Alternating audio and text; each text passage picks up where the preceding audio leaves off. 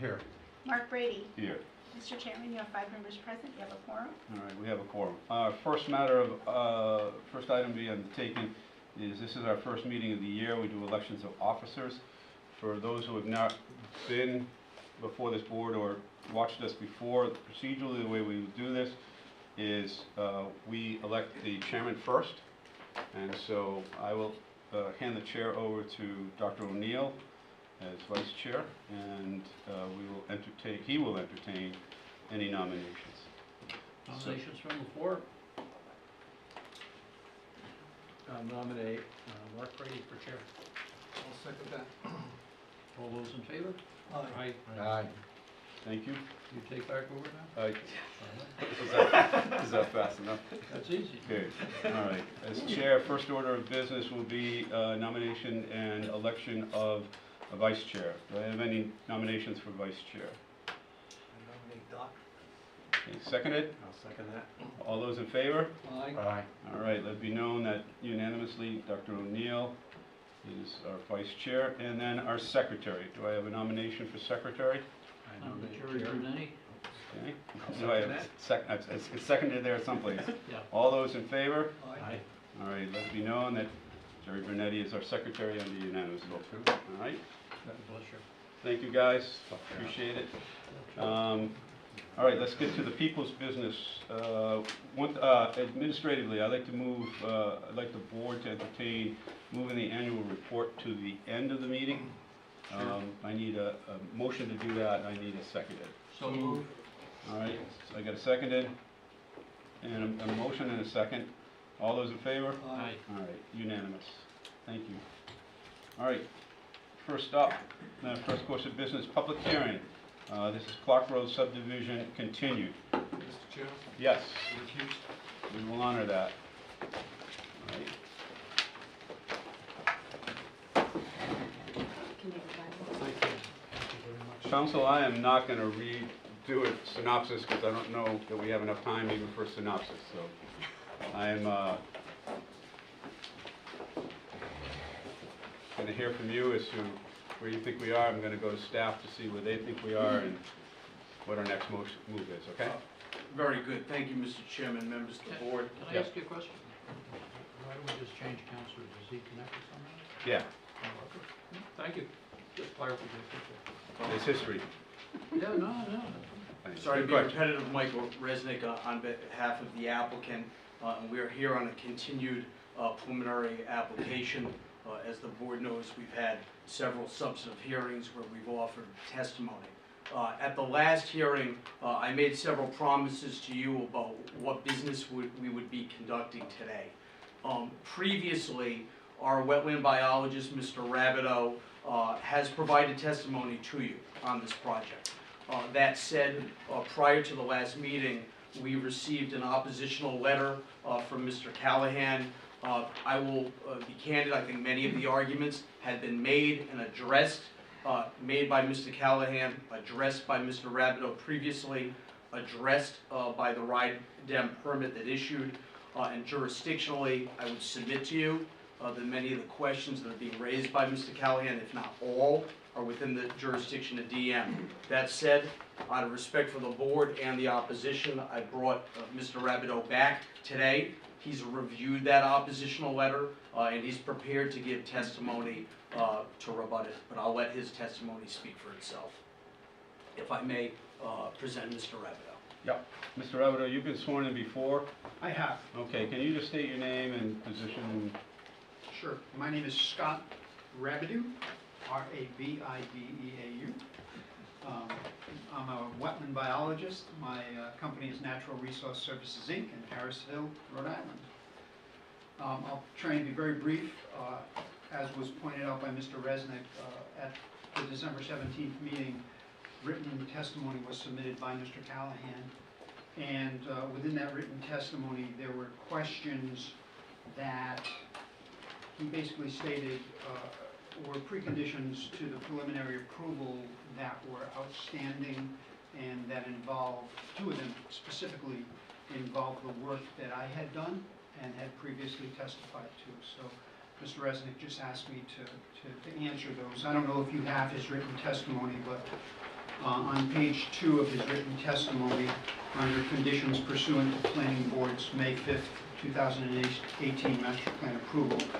Number 14, he makes a note that as a simple matter of transparency and accountability for the record, will you ask the applicant to explain the basis, process, and consequences of delisting Pool 5 as a vernal pool? And he goes on to say, my report that was submitted, to the town, which was dated April 8th, 2019, the report never delisted vernal pool number 5. The very last sentence of the report says that areas 4 and 5 showed insufficient evidence to be confirmed as vernal pools in 2019. However, area 5 displayed evidence of breeding by wood frogs and spotted salamanders in 2018. So I never delisted it, I just pointed out that in one season we found vernal pool species, and in the second season we did not. He cites the fact that further down in his testimony that in my 2020 report I talk about an embedded vernal pool within the area where pool number 5 was located. And if you go back to the 2019 report, I basically stated that, and I said this in my testimony to the zoning board, I remember it specifically, because it was during COVID and we were on Zoom, that the wetland associated with vernal pool number 5 had marsh characteristics. And interior of the marsh, there were open water areas that were sufficient for vernal pool species to breed, which was why we found those there. And that's the term embedded vernal pool. You have a wetland complex or a wetland of one type, and within it you're going to find areas where there is sufficient habitat for another type of wetland, which would be a vernal pool. So in no way was it ever meant that I delisted vernal pool number 5. Planning Board made the decision that vernal pools 4 and 6 were the ones to be acted upon in the master plan approval. I presented the information in my report in that manner, and this board made the other decisions. So that was the one question that Mr. Callahan brought up that related to my report. The second one was on the 3rd page of his testimony, and it's at the top of the page, number 12. The conservation easement is consistent with the safety zones depicted on applicant's 04317 map. And then he says, how did the applicant determine that lot 5 did not contain critical terrestrial habitat or a vernal pool directional corridor as depicted on figure 4 on page 13 and discussed on pages 10 of 12 of NRS January 21, 2020 written narrative addressing coastal and freshwater wetland overlay district development standards. So a critical terrestrial habitat designation was explained in that report. And basically, when you have a vernal pool, the initial 100 feet is considered core habitat. Anything from 100 feet to 750 feet is considered critical terrestrial habitat. And this is all based on a federal criteria of the U.S. Army Corps of Engineers in a guidance document that they put out.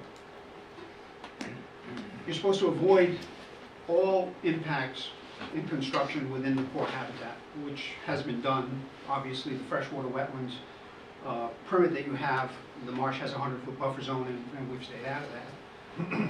What he's talking about in the document that I prepared was that some of the development area proposed on lot number 5 fell within 750 feet. What he didn't point out in that comment was in my report and in the core guidance document, the 750-foot radius for the critical terrestrial habitat, they basically say there should be less than 25% of that used for development. So it doesn't say you can't develop within the critical terrestrial habitat. It's just you're supposed to limit it to less than 25%, which in my testimony I pointed that out, that we were less than 25%. So we met that standard based on the methodology for the Corps of Engineers. So critical habitat exists within Lot 5, but our development within that zone is less than 25%, so we met that federal criteria. And his final question was the vernal pool directional corridor, which was the map listed. And again, not having the, do you have it on there? Were you showing the directional corridor? No, No. not Okay. in this.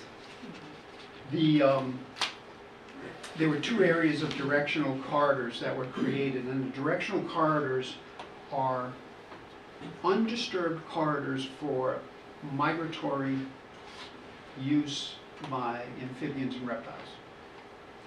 And there was a directional corridor on the northwest corner of Lot 5, and it did not include the development area. Well, that was specific because the condominium on the northwest boundary of this property also had conservation land behind the condominium development. So my directional corridor that I created, which met the federal guidelines, was done so that it attached to and encompassed that conservation land on the northwest property boundary.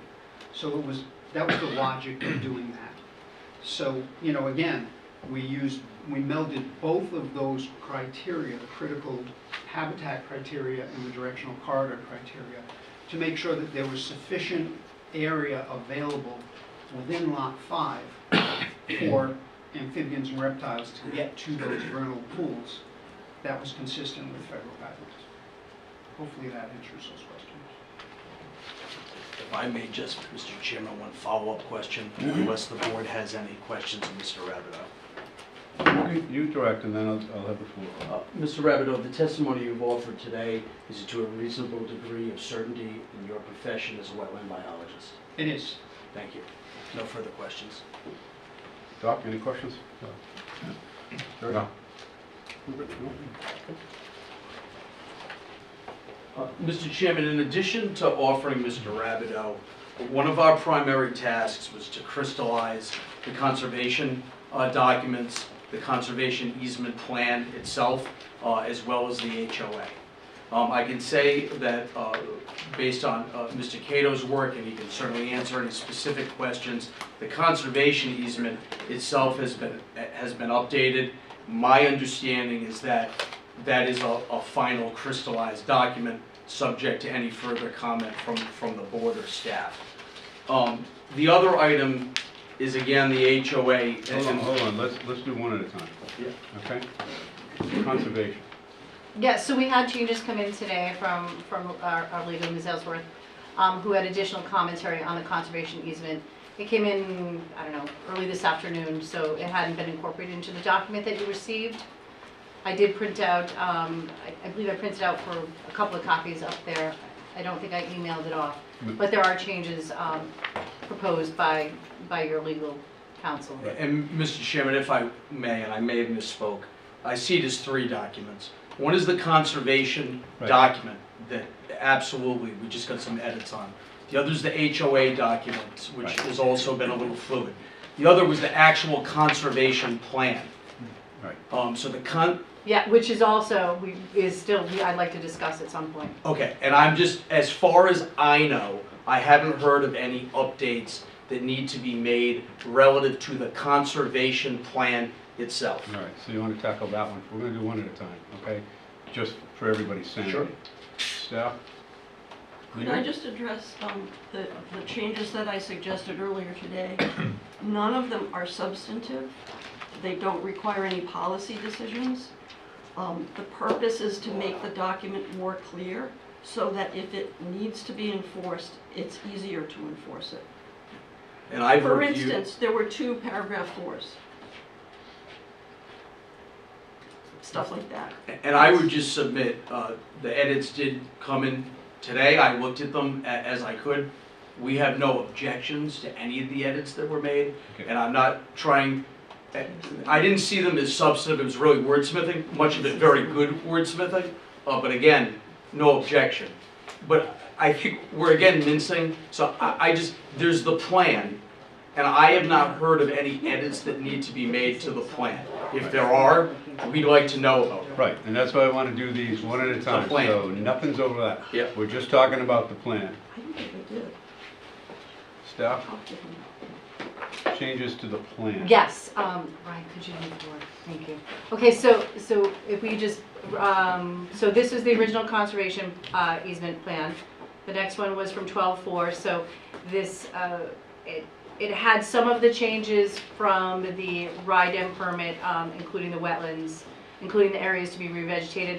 We called out a few different changes. I don't know if folks on the board can see behind the podium. I can't. But if we move forward to the next one, thank you, to the next slide, Ryan. Thank you. So in these two locations where you see circles, so down on the lower right, Yeah. the lower left-hand corner, that's where one of the changes has been made, where they did incorporate additional, thank you, additional areas to be incorporated into the conservation easement. But when looking at it today, I overlaid them, the one from earlier in December, and then this one, which is December 30th. That area right there that I circled in the middle of the screen does not appear to match, and we have folks here who can confirm, but it does not appear to match the re-veg areas from RIDEM. And if we go to the next slide, you'll see what I'm referring to. Thank you. So that red line right there that you see, that red dashed line, is the limit of disturbance that RIDEM put on the plan, Yeah. which does not appear to match the conservation easement. Okay, and that's the pink dotted lines. It's the red one. Okay, so the red dotted line is which one, please? And I've been through this so much, I got an ice cream headache, but I So- want everybody to know. No problem. Thank So, you. Thank so this line, the red dotted line is which line? Whose line?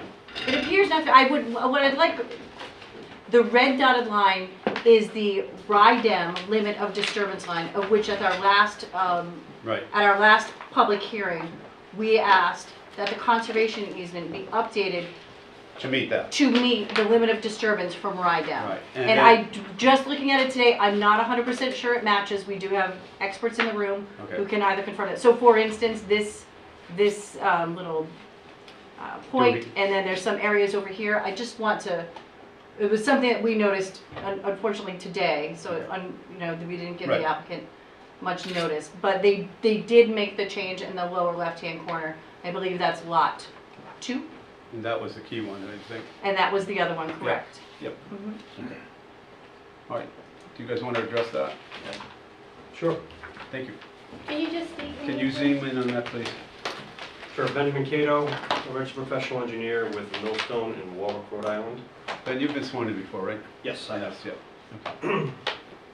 All right, so let's start with the bottom left. The bottom left, as mentioned, we adjusted that to match the revegetation area. The other circled area in the center of the screen, there's a couple of things going on here. So one is the point, the V shape on that plan. Yep. So there's an under drain system there that there's a pipe that comes out into the woods there. And so the reason we kept the conservation easement back is that in case there had to be maintenance in there, we would need to be able to access it for maintenance. Okay. So the tip of that point is the end of the pipe, so if you needed to get in there and fix a collapsed pipe or take some roots out of it or what have you, the ability would be there. So I will tell you that. The little, if you want to go to that other screen that had the overlay of color, yeah, if you can zoom in back on that center area, that would be great. Thank you. So this is that tip that we're talking about, right? That's that tip right there. Okay. Yes, and it does appear that this area here, we can pull that line out if need be. We're talking about a 6 foot Right. That's wide the area there. discrepancy between here and here. Okay. Sure. It was just an oversight on our part. All right. No problem fixing that. Okay. Staff good with that? If the board is good. It's all right. Relax. It's been one of those days. I'm telling you. Just relax. Take a deep breath. All right, so we can update that or make that a condition.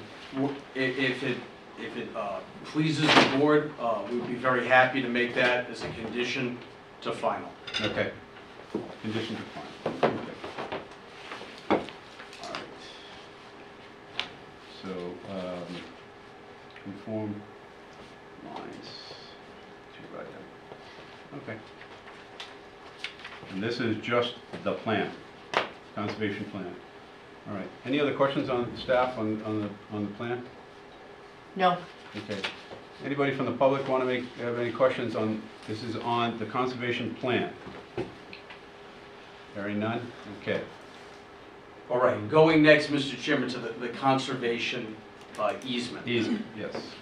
And you gave us a charge to try to crystallize these documents as much as we could before the hearing. Yep. I've been working very well with your staff, including Jill and your DPW and your engineer. And I have what I'm going to present to you prior to today, prior to getting some additional edits from Ms. Ellsworth. I have tracked where we've come since the last meeting. So what I have here is, I have a clean version of the document. I also have a separate document that bullet points every single change that was made from the last hearing.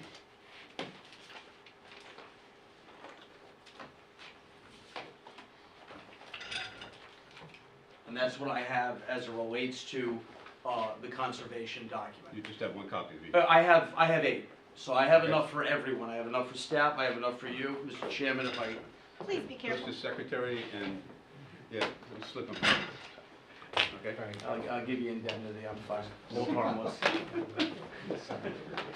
Mr. Resnick, is this the conservation easement still, or are we on the homeowners association? No, This we're on is conservation this is the easement. conservation easement. Thank you. We're on the easement. So, we've given you a clean version. We've also Right. given you a document that just goes through each change. And I would submit to the board, I'm not gonna submit to the board that they are final. I submit to the board that they are very, very, very close. And that would be subject to any additional comments by staff, legal counsel, or the board. But we've come a long way, and I think it's about 99.8% there. Okay. That goes over. Okay. And some of the most recent changes, I believe, were from DPW and engineering, but I think we've got a pretty good list there. And what I've done with staff, as this board knows, these documents have gone through many incantations. In fact, I wasn't even the drafter or the scrivener of the original document. God rest his soul, was probably Matt Callahan. So there's been a lot of hands on this document, so we've done our best to make sure that everything's been merged, that we see what the edits have been, and I believe that your staff and I have a level of comfort that that's been done. I know the dialogue because I get copied. So, all right, terrific. Sorry. Go ahead. No, go ahead. If you still got more. No, I'm done with the conservation Okay, easement document, I'm not subject yet. to you. I'm not Yeah, yet. yeah. Questions from the board, Doc? No. Okay. No. Rupert? I'm trying to read Ms. Ellsworth's comments to see how to incorporate them, but Yeah, I don't think we don't have the scope to do that tonight. I mean, there's a lot of last minute stuff that came in, Got it. and we're gonna need some time to digest it, and council and I have talked about that. And I'll just give you an example. We studied the transcript. Amphibians, for Yeah. example, was Yeah. added in. I feel like at least, I know that from the board, perhaps staff, DPW, there could be other things. I feel very confident that we captured what you brought up. you did. Thank you. Okay. Yes, thank you. All right, staff? Again, I'm not, we're not here to go through all the minutia of all these changes tonight, but do you have any questions, anything, concerns, anything you want to add on the easement? No. Okay, all right. Do I have any questions from the public, or comments of the public on the conservation easement for Clark Road? Anybody? Okay. All right, hearing none.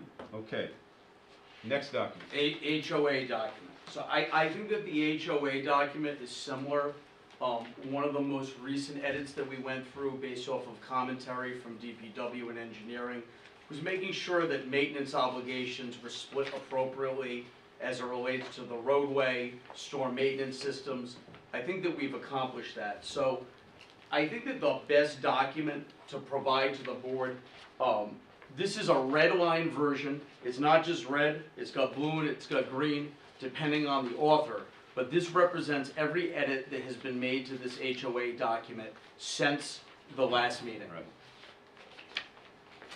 I'm gonna start charging you guys for my paper at home. And so, I would, and again, the same exercise, I think we're very, very close on all of these documents. Right. And I would just submit this. This board certainly is within their purview to do business however they see fit. However, from my experience in the state, it is normal to take these documents and make the finalization of them a condition to final. I feel like we're very, very close. I've reviewed your staff report. It's positive. It does request that final be public. I think the main reason for that is the fee in lieu calculus. That's what was referenced. We understand that. And I think that even leads to more of a reason why, if the board sees fit to vote tonight, that the finalization of these items as a condition to final would be appropriate. Not only because we worked very well with staff to get these edits, but also because the board's going to have another opportunity if in fact you take this as a full hearing at final. All right. One other thing, one other item. Hold on. Yeah, sorry. Staff, any response to that? To the document that we just received? No, to his recommendations or desire to, willingness to accept the finalization of documents as a condition to final and push these off to final. That's the prerogative of the board if they'd like to do that. I'd like your input on it. You, at a minimum, I'm not sure you had the ability to review everything that you received in the last 48 hours. Nope. Just one other, I just want to make one point. It just has to be clear for the record. The concept, the plan that was just delivered to you, I'm sorry, the edits that were just delivered to the HOA, that's not a document that this board is just seeing today or staff is just seeing today. That's a document, Mr. Chairman, you've been part of the emails. This has been going back and forth for 30 days now. So this is not a document that was just presented this evening in the first instance. No, but there were still danglers, so.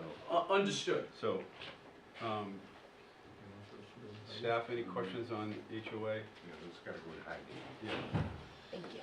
Any questions, Doc? No. Sure. Thank you. Rupert? So I have two. One on the HOA, and this is for legal relief. On page 5, it's sub-item IX 9. The last sentence of this, and this is revised language, the owner of each lot shall be responsible for the cost of maintaining and inspecting caves and landscape areas to ensure they are maintained in accordance with approved plans. And it says, RIDM may require documentation of such maintenance. And I'm wondering,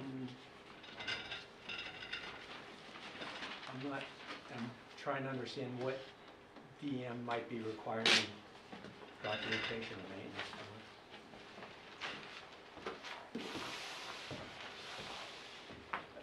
I'm sorry, could you repeat the page number? Yeah, it's on page 5. It's IX, so it's the top one. Well, in my version, it's the top one. It's the last sentence there.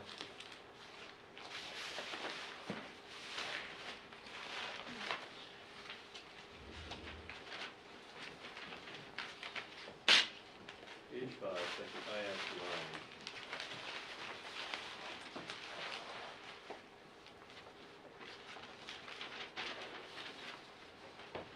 You want, I'm sorry, which document? Is it the HOA? The HOA. HOA. Yep. Page 5. What's the page, the version I have is page 5. It's 10, item number 10, IX.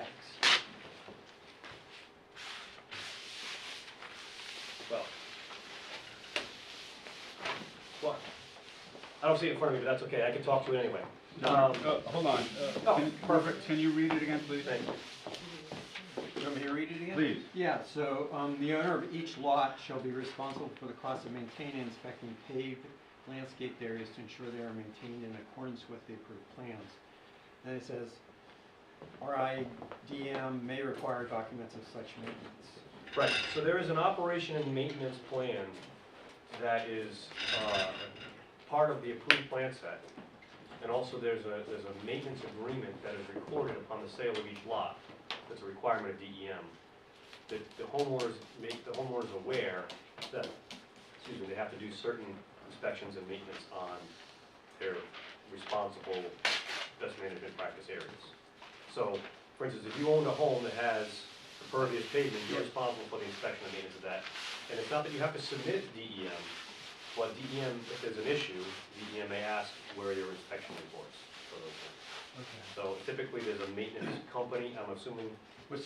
Yeah, let me go with the other pieces then. So the first part of that sentence, I guess having the owner of each lot, I'm sorry, the first word. having the owner of each lot responsible for monitoring and maintenance, or monitoring and inspection, seems impossible to enforce.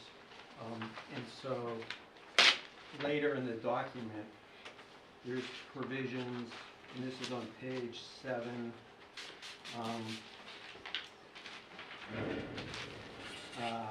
Roman numeral 2 for saying,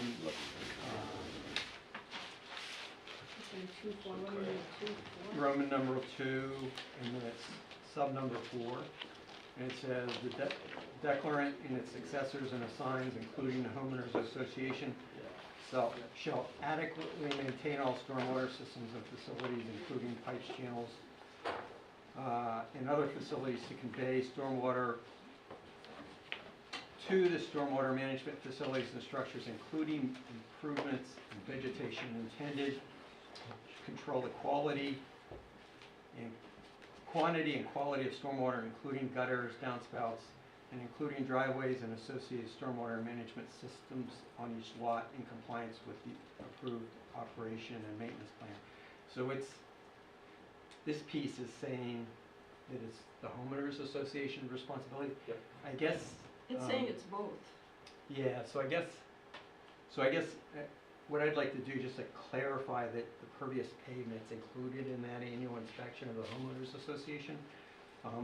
Later in that paragraph, it says, the qualified professional retained by the homeowners association shall inspect all stormwater systems and facilities. I would add the words, including pervious pavements annually. No objection. So that's just for clarification. Yep. Thank you, Chairman. My pleasure. Any other comments from the staff, or from the board? Questions, comments from the staff? Question? No, I don't have any comments except to say that these changes, whomever they came from, arrived today. Right. Yep. We've all in agreement. We've had changes up till the last minute. And I think council, and I think the client would agree, this board, and we try to be with every person, has been very transparent, and we try to accommodate as much as we can. And we need time to do the right things the right way ourselves too, and that's part of this whole process. So I know it's frustrating because It's not frustrating. we're almost there. We're almost. And I it would is. It's a submit, little. It's and a I little. would submit to the board that the applicant has been transparent. Yeah. They've made any, at this point, I'm not sure that there's any revision other than short-term rental that we have not been accepted that's been put forth. So we're doing our best to work that Nobody has question. I think this whole process, and you may disagree, but I think this whole process has been very cooperative and pretty harmonious. So, any final questions, Doc? No. Rupert, any questions? Anything from the staff you want to add? No? Not at this point. Okay, anything from the public? Okay. Just one final document, Mr. Chairman. You would. I love you. I can't help myself. Come on. Well, you. Bring it on. Bring it Well, on. there was What a do you got? request by one, if not multiple, board members that we put together some kind of draft document. That is something that would be Oh, that, yes. appended, yeah, we haven't decided, would it be appended to purchases and sales? How we do it, we can discuss, but the concept was some kind of informational document that outlines, this is you're subject to an HOA, here's the general restrictions that you need to be aware of, conservation easement. So we put together And a draft I document. applaud you for this. Yeah, so we put together a draft document. I'm not gonna submit it's perfect, but I think it's a working document that we can create something that makes everyone feel comfortable. You can submit it to the secretary, who's now regretting being secretary.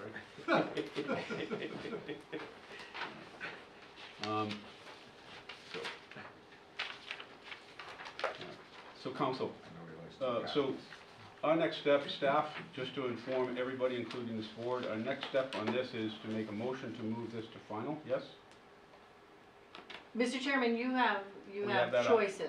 We have choices, can you lay the choices out for us all so that nobody has any questions and we're all hearing the same thing? Sure. Thank you. So you can make a motion this evening. You can, I believe the 90-day window is up about February 11th. You can move this to your next special meeting, which is next Thursday. You can ask the applicant for a continuance and move it to your next regular meeting, which is February 18th. If you make the motion today, you would need to condition it certainly on the finalization of the fee in lieu, the HOA, the conservation easement, and as well as additional conditions of which you may want to go over. All right. So, Mr. Chairman, can I ask you just a quick question? absolutely. Is it your intention to close the meeting tonight? If we can possibly do that, we will, but that's a possibility. Does Tom I have to did- identify himself? I think you've identified yourself, but I think you need to identify yourself, so. Tom Callahan, 56 Baltimore Avenue. Mr. Chairman, I was just asking whether or not you're planning to close the hearing tonight. Sounds to me like you're going to continue, but I do have some testimony that I want to offer. There may be others as well. I don't know whether you want to hear this now or wait till you're ready. Yeah, no, that's why I've been asking for any comments from the public, so I'd like that done before we go. Yeah, Counsel? and I'd like to hear it this evening as well. 'Cause Yeah, we would like the public hearing to close. Absolutely. And if there's members of the community that have not spoken on this project, by all means. Yeah. Mr. Callahan has had quite an opportunity, and I brought an expert back a second time solely for him based off of a document that he sent one day before a hearing. So if he has anything else to say, I would expect it would be tonight. Okay, all right. So, again, and I've asked throughout this meeting, this hearing, do I have any comments, or questions, or concerns from the public that you'd like to address? Please do so now. Mr. Callahan? Thank you. Thank you. Want me to reswear him? Want me to reswear that? I think he's been sworn in before, but we can do it. No worries. Yeah, let's do it just in case. Mr. Callahan, we're gonna swear you in to make sure we have you sworn in. Okay. Please raise your right hand. Do you solemnly swear that the testimony you're about to give will be the truth, the whole truth, and nothing but the truth, so help you God? I do. Please state your name and spell your last. Thomas Callahan, Callahan, Thank you. 26 Baltimore Avenue, Narragansett. Evening, Mr. Chairman. First of all, I want to thank the applicant and the applicant's expert for clarifying and addressing the questions I raised in the testimony that I submitted to you last month. Just on the note of process, it's been my experience through this hearing over the years that the applicant has not routinely provided me with copies of things that they were presenting in front of the board the night until they presented to the board. I'm required to go down to the board and get them. It seems to me that it's the same process for the applicant as well. So, and I hope you understand that. You probably don't, but I hope you do. I have not seen what work that's been that's been submitted tonight, so I'm in no position to comment on either the revisions to the conservation easement or the revisions to the HOA. I will say that the last time I looked, you may want to look again, these are two small issues. I'm going to move on to something else a little later. But how pets and animals are treated in those two documents differ. And it may be because the applicant has decided that animals are okay on the areas that are not, on the lots that, on the areas of the lot that are not covered by the conservation easement. But right now the language conflicts, and I'm not sure exactly how the animals will understand where the conservation easement begins or where the conservation easement ends. I don't have a position on whether they should be or they shouldn't be. I'll take a look at take a look at that language to make sure it's consistent. And I'll simply say, on the conservation easement, in section 3, I noticed that in the last version I saw, there was an additional language that referenced not only the organization that was previously in the language, but also added the USDA's, Department of Agriculture. If it is to be the USDA, you might want to clarify that it's the Natural Resources and Conservation Services. It's an easement for wetland resources and not a farmland conservation resources. Those are two little different things. I'll move on to the focus and purpose of tonight's meeting, especially if you're going to close. And it really goes to my judgment whether or not you can make all of the findings you're required to make to approve this preliminary application tonight or whenever you move forward. And I want to try to connect a couple of things that I don't think have yet been connected, and I hadn't really connected them in a way until I had a chance to think this through over the course of since the last meeting. The staff memo recommends that a finding of no significant environmental impact is not applicable at this stage. And in short, I'm respectfully perplexed by that.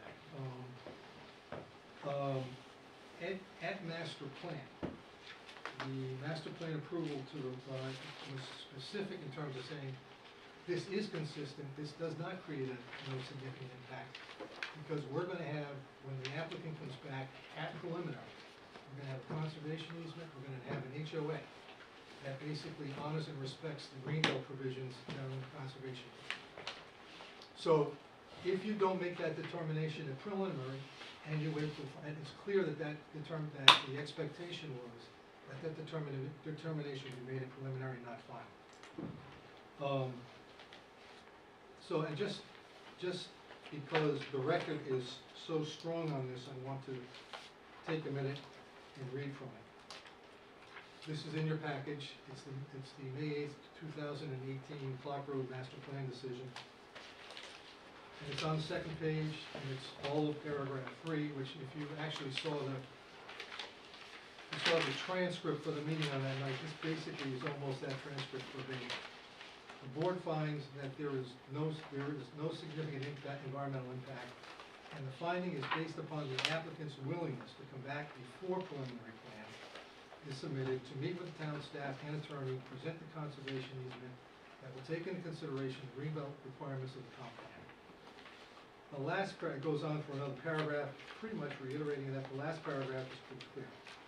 As a further condition, at the preliminary plan approval stage, if and when an easement as previously described is provided, and that if and when the association documents with the appropriate enforcement and standing provisions are as previously described, this planning board will have the right in its decision to accept, reject, or make comment and amendment thereto, and the applicant must understand this approval of the master plan is conditioned upon the fact that the planning board will have the right, to the extent that, to the extent that we do not have that right, or are not satisfied with the documents as presented, the board retains the right to vote against approval of the project at preliminary plan, not final.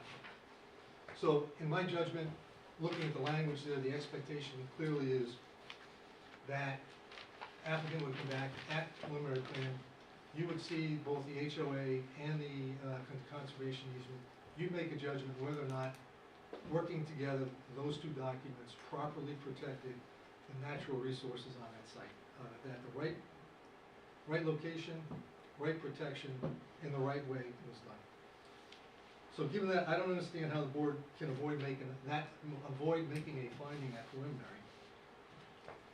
And furthermore, it seems to me, although it's changed, I won't say, I would have said earlier that it looks like, there will be no further negotiation of the documents after tonight. It looks like there clearly will be some further negotiation of the documents. So again, I respectfully disagree, with this, that the required finding of no significant environmental impact doesn't have to be made at this stage. I'm sorry, doesn't have to. Doesn't have to be made at this stage, I think it does. And though it's rare for the board to disagree with the staff's recommended finding, it happens. It's infrequent, but it happens. In fact, that's just what happened at the master plan with this application. The staff recommended that there was going to be a significant environmental impact. The board basically reversed that call that night. So if you agree that a finding of no environmental impact is required at preliminary instead of final, you need to determine whether the terms of the conservation easement in the homeowners association agreement properly protect the area that we talked about. Now, I don't want to light this thing up, but I do think this is important. Presumably, the planning board took the applicant's testimony at master plan at face value, that this would be a family neighborhood, or at least a neighborhood of full-time residents, not anticipating that the position would be changed at preliminary. And why do I say that? I'm going to submit for the record the testimony of the transcript from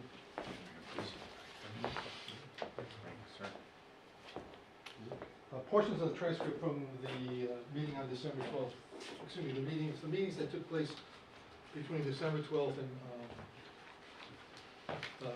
May, when this thing was Mr. finalized. Callahan, do you have a copy for every person on the board? or I just do one not, copy? I just have one copy. I'm sorry, yeah. It's okay. You'll have to bear with me. No problem. So, at the December Sure, 12th Mr. meeting, Chair. 2017, Mr. Callahan, who was at that point in time the applicant's attorney, said the following. And I think the board is cognizant of the fact that the subdivision to the south, meaning what he's referring to there to the south would be Eastwood Look. In many people's minds, sick, and I'm going to say sick because it's not clear, but it creates problems for the town because of rentals during the off-summer season. With substantial homes being built on larger lots in this area, there's not going to be rentals of these properties. With smaller homes, there may be an opportunity to rent during the summer months, and that may not be something that we should be to the benefit of the community as a whole, never mind to the community in that area. That was the applicant's attorney on the 12th. Mr. Hurl, one of the applicants, followed. And his testimony that evening was, oops. Excuse me, did I give you all the same thing? Did I give each of you the same thing? Looks like it. Hmm? Looks like 3 copies of the same thing. Does it? Yeah. Great. Great. Would you December 12th. Give me just 1 second. No problem.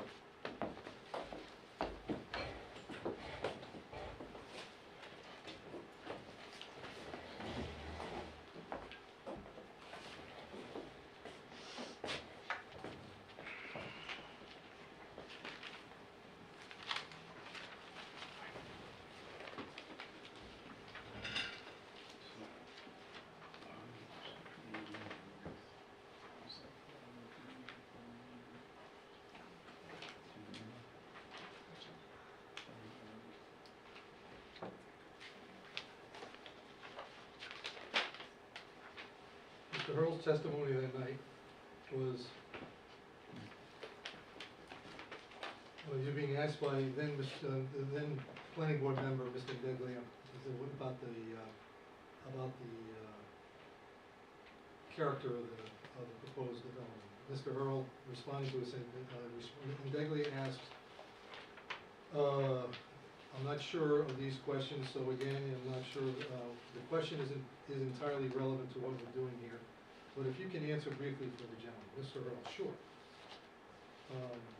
The short answer is, we're not at that point yet. He's talking about what the houses are gonna cost yet, to fully determined. We would like to build larger luxury homes, higher end homes. That's what we have. We have that. That's what you have. Yes. You didn't have the other one, right? No. So, and I guess Michael's got the other one. Okay. I gave you Callahan's, I gave you Hurl's, and I will give you Indeglia's. So Mr. Indeglia, in the Oh, you meeting, want a copy of these? Okay. Mr. Indeglia in the meeting, talking about this after the testimony had been given.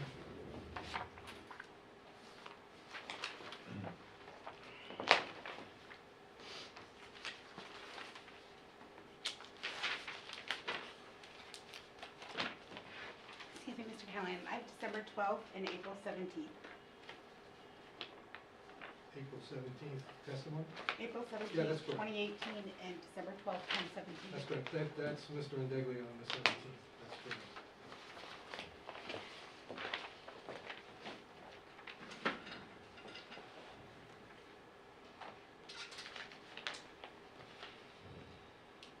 So I think that's what the neighbors are talking about. They like the exclusivity. It actually makes the neighbors that are the closest here, and are the only ones that, that came later, and don't have much exclusivity because they live in a condo.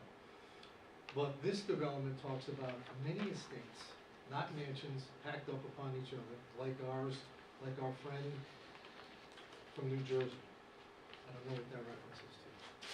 So I don't see it like, I don't see that what this owner wants to do is like a really bad thing. I think it brings families. You can have families in these nice big houses in these neighborhoods, and you can have that whether it's a cluster or whether it's a conventional.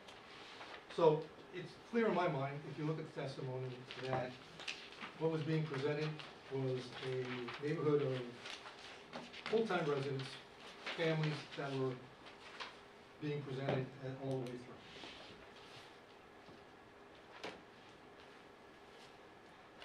The planning board then went on to discuss the practicality of what's the best way to protect the wetland resources, either basically by having 5 individual lots, and the owner's responsible for protecting the area that was going to fall under the conservation easement, or basically carve out an open space lot. You know where that ended up.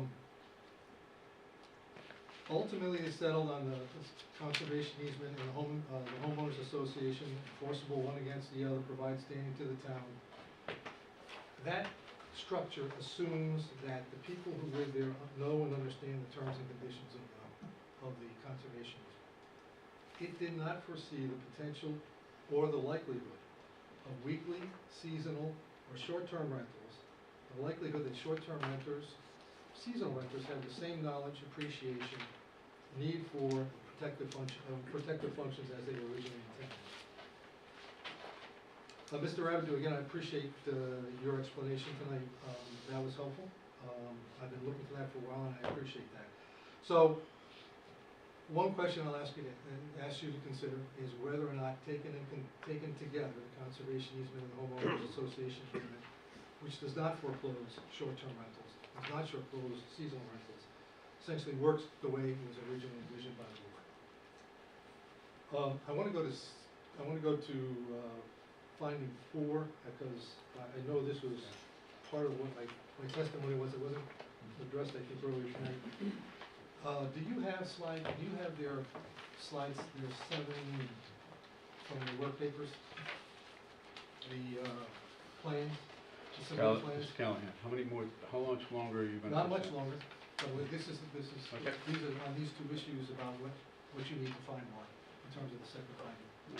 I mean, Do you have- I give the public room, but Do you please. have I'm sorry, the question, The- which, the plans that were submitted as part of the application? the 17-page set? Yes, and there would be slide 7 or 8. You have that? It was here last time. Mr. Chairman, we don't have it in the PowerPoint, but you can pull it up if needed. Don't mark it, don't let me do that. All right. Let me simply say this. please. pull the plans as the engineer here has done. Review lot 5 or lot 2. Look at the limits of disturbance and look at the way the house lines are drawn on that. Recognize that the applicant is told in Rhode Island DEM that they cannot modify, further modify the location or the orientation of those houses, which basically intrude into the area, into the line of disturbance, area of disturbance. So, in my judgment, again, there may be an explanation for this that I'll hear and I'll learn about, and whether or not this is a buildable lot where physical constraints to development on the site, as well as the requirement of federal, state, local regulations, make that essentially buildable, will foreclose that from being a buildable lot, particularly on lot 5. Mr. Chairman, I appreciate your time. My pleasure. Sorry to take so long, sorry to send you further. No, try to give public as much room as we can. Do you want to readdress it? You want to address this? Very briefly, Mr. Chairman, every project that appears before a planning board and obtains a master plan approval has a job to do. When they come back for preliminary, they need to prove to you through their engineering that there's no adverse environmental impact. That is a finding that needs to be made. We're in agreement on that one point. The distinction is that we have supported that point and that element through testimony from Mr. Rabideau, through a permit that was issued by DEM, and through the testimony of Mr. Cato, 2 professionals. With all due respect to Mr. Callahan, very bright individual, not competent here to provide expert testimony that would rebut the determination of DEM, Mr. Rabideau, or our civil engineer.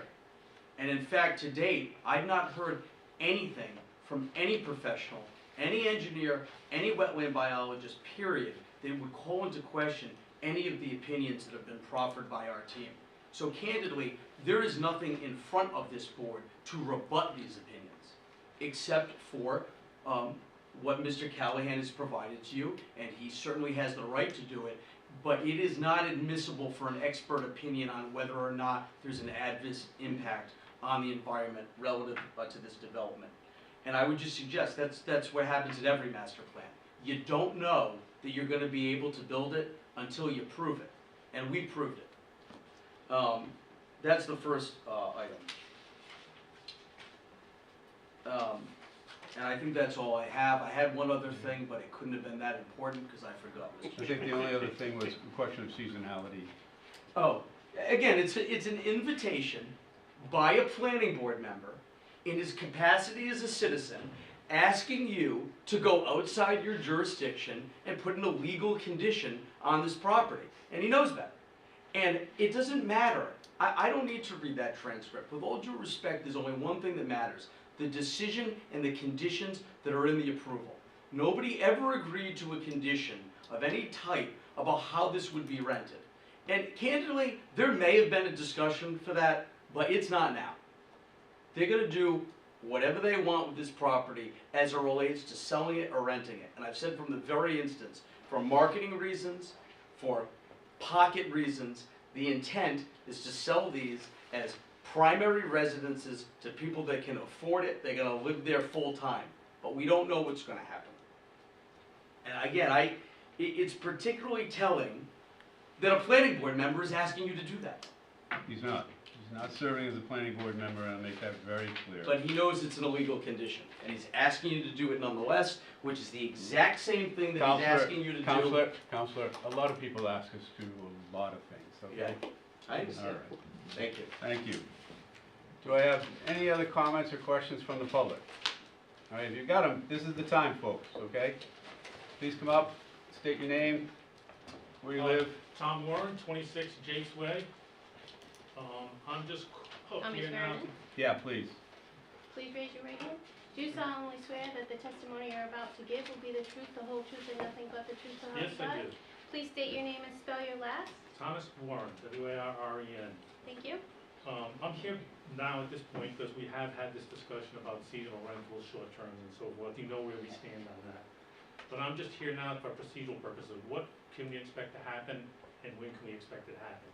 When will construction begin? I just want to have that kind of a timeframe, if you can provide that. We're not there yet. No. We still have, What's the next we step? still have to go through the next set of hearings. Okay? So right now, this is preliminary, Preliminary, then we've got to go to final. then it goes fine. Yep. Okay, thank you. Okay? Thank you, great question. 2 or 3 more years. Anybody else have any questions? Doc, any questions, concerns, rebuttals? No. No, thank you. Rupert? Okay. So, we have until the 18th to decide on this, correct? You have until the 11th, The 11th of February. February. All right. So, and right now, we are pretty much in agreement that we're close on the last key documents. I, for one, would like to put them to bed before we render a decision, but we have some options here. Counselor, our next meeting is February 18th. Your next regular meeting is February 18th. Okay. You have a special meeting on the 30th. It's the 19th. 19th. The 19th, thank Wednesday. you. Whoops. And we have a It's a special Wednesday. meeting on the 30th, and that's our working meeting, right? It is. Okay, all right. Council, any chance that you would push off to the 19th and give us time to get, and you, and, because I know you're close, and I'd really like to have all this stuff buttoned up before we go. Your client, obviously, it's up to them. We're not gonna agree to a Okay, continuance. that's fine, okay. So now we've got to work within the timeframe between now and the 11th.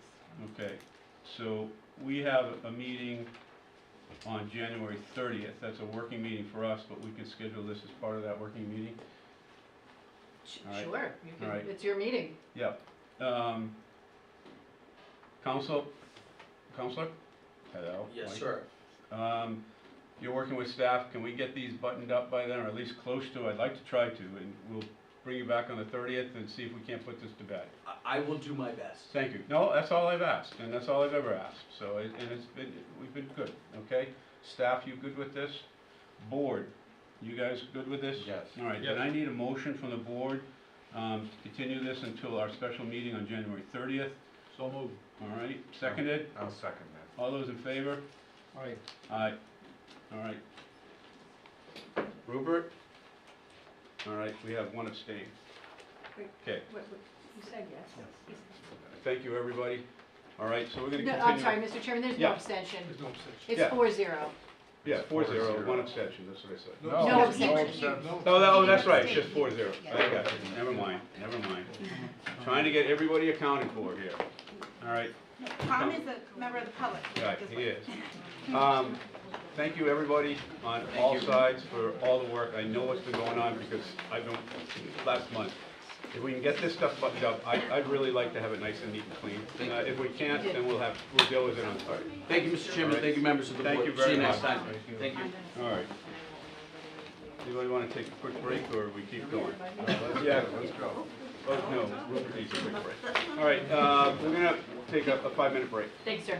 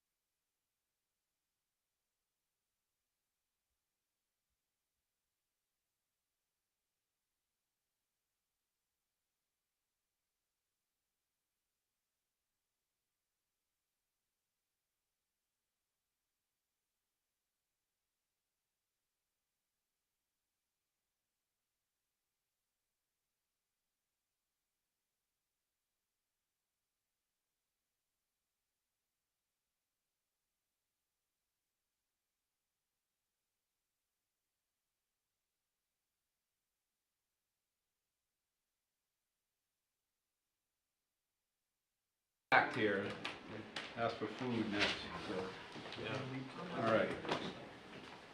If I can even find the agenda under all this paperwork. Right there on the wall, the second. Okay, so the next up is the approval of the Walmart Superstore. Just thought I'd get you some attention. See who was still awake? Yeah, Right. all right. We live? All right, we are live, welcome back. We are now at looking at recommendations to the town council. One is from Boston Neck Road Affordable Housing Project. The other one is generated by the planning board, is also an affordable housing initiative. So we've been asked to make recommendations based on the RFP by the town council. This is the town council's RFP for the development of land at Boston Neck Road. We are asked to give feedback back to them as to what they can do to help this along. Staff, do you want to make any comments or anything? I kind of summarized that well. Yes, so I provided you a memorandum that just laid out some facts for the record, if you will, like a fact sheet similar to a pre-application, just a little detail about each of these, of the application, or sorry, the respondents before you. For the record, they are Habitat for Humanity and Women's Development Corporation. I think you can take a look at it. So this was, as you can see from the memo, this was a request from the Affordable Housing Trust Collaborative to the town council to direct the town to put out an RFP. I believe you received the RFP, and there were certain parameters in the RFP that I referred to in the memo. Not only the guidelines and objectives, but very specifically what the applicant would be responsible for. And a couple of those I do reference later on in my memo, talking about not having that information. So. Okay. Is there anybody from the Housing Trust Collaborative here to present? No? They did provide you a recommendation, I Yeah, believe it was in your packet. Yeah. So, I'm gonna deviate from, usually I defer to the board quickly, but I'm just gonna say it was, I mean, love to build both of these someplace. It is nice, and I don't speak for the board members, but I think you'll hear the same thing from them, it is just so grateful to actually get an affordable housing development. What we typically get are developments where people are looking to put high-density dwellings on a lot that may not even be buildable under normal circumstances, or certainly won't take the density. And what is done, it's done everywhere. I mean, it's not just here in Narragansett, it's not even here in Rhode Island, but they come in and say, well, we have affordable components, so all of this stuff goes by the board. And unfortunately, you know, we have to look at the whole project, and they're so overweighted with development that you know, there are some people that paint this board as anti-affordable, and that is an absolute lie. It's just the opposite. We are so frustrated, and it's just so refreshing to actually get two sober affordable housing proposals. That said, and I apologize for stepping out of my normal practice, but I wanted to say that. Dr. O'Neill, any suggestions, comments that you have? On these proposals that we have? Yeah, on the proposal in general, just the RFP in general. So we're commenting on the RFP. We're not looking at the... We're not looking at the plan themselves. Right, we're looking at the RFPs. So, I'm sorry, are we looking at the responses or the RFP itself? well, we're looking at, well, so we're looking at the RFP itself. I mean, to me, and I tend to go last because I don't want my ideas out there first, but I'm looking at this, and what jumped out to me is, one, there is a scoring matrix here, and I think that's wonderful. I think they did a great job with it, based on, you know, what they want to do. They mapped it out. I'm not here to comment on the process of developing it, but I can't see where it was used. And I would recommend that, I think it would help them to do that. I also think that it would be better leverage for the town if they got a clear title to the property and understood what they kind of can't do with it because it was donated land. And the other, and I think is critical to them, is to look at the wetlands. Not just the wetlands designated by the town, but the wetlands designated by the state, because they are significantly different. So those are recommendations that I think can help them in this process. And that's what I put out there. So again, we're looking to help them. I mean, we would like this thing to work. So we're looking for comments or suggestions that would help them in expediting this. Yeah, nothing but positive to comment on. You don't have a picture of with the units, do you? Is that it? I don't want to get into it. You don't want to get into that? All right, no, well, okay. No, I'm, as you said, we've been frustrated for years now, by the proposals before us, where people want to use or misuse whatever term you want, the term affordable housing for economic gain and whatever. I mean, I'm not a developer, maybe I would present a similar posture. I don't know, but we desperately need affordable housing in this community, most of the communities in Rhode Island. But in any case, in our community, I've mentioned to you the problems at the hospital trying to get affordable housing for bringing in new personnel, nursing, physicians, techs, whatever. They can't find affordable housing here. So yeah, this is no. There are I have a few comments further down the line about the project, but nothing but positive. Sure. I feel the same way. I am particularly concerned with title though. I don't see how you can go much further without knowing if you have, you know, a clear title. So, Mr. Chairman, there was a title. Yes, Or there is, but there was a title search done on this property. right. So are we beyond that then? Is it? I don't know Does what that beyond mean- that means. I mean, so we don't have to be concerned about there's clear title, we can go ahead with the project based on the findings of the title? I believe the title was clear. I Okay. can confirm that the property was donated to the town. And there's no, Yeah, that I know. and part of our, when we say title, part of our concern is The easement. is any easements or conditions on that donation, that's all. And we don't see any of that. And we think that would help them in this process. Got it. Yeah, when they No, I don't initially- believe so, but I can certainly confirm that. Okay. The title search did not show any conservation easements or, Okay. but the auspices and how the property was donated, I don't have that answer. And we don't expect that. We're just saying as a recommendation that that might be a good step to help the town. Am I putting words in your mouth? Yeah, but you did a good job. Thank you. We'll take Okay. Rupert? Yeah, so the RFP really says the applicants should do a title search, and I didn't see Yes, anything. so the Okay. town took it upon Okay. itself at that time at a minimum to do a title search. Okay. Okay, let me jump in again. The Yeah. easement itself though, it may have restrictions on it. I heard, you know, I don't know if it's factual, but one of the reasons why it was donated, because the owner felt it was not buildable. So, Mr. Brunetto, I'm not aware of an easement on the property, and I would need to research the auspices and how the property was donated to confirm that. But I'm not aware of an easement. I don't believe the title search showed that. Excellent, thank you. But the donor's intent would be important, I think, so. Right. And we agree that that should be something they should clean up quickly. And so, so I had a couple questions. One,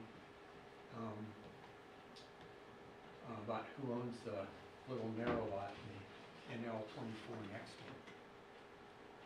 I believe Mr. Durkin owns that lot. Yeah. NL 25 is the real estate office, right, Joe? That I little think tiny so. building? I think Yeah, I it was think a so. dentist office Yes, at at one one point. time. Yeah, Yeah. then NL 24 is It Durkin's, was a yes. dentist and now it's real estate. Still Rhode Island. We give the history of every building. And I then know.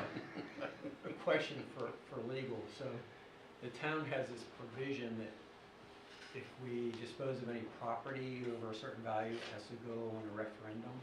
Now, if they did a 99-year lease instead of conveying the property, would they have to go through the referendum process? No, Okay. sale is sale, lease is lease. If you are devaluing the property though, by leasing it, rather than a sale, does that come into it at all?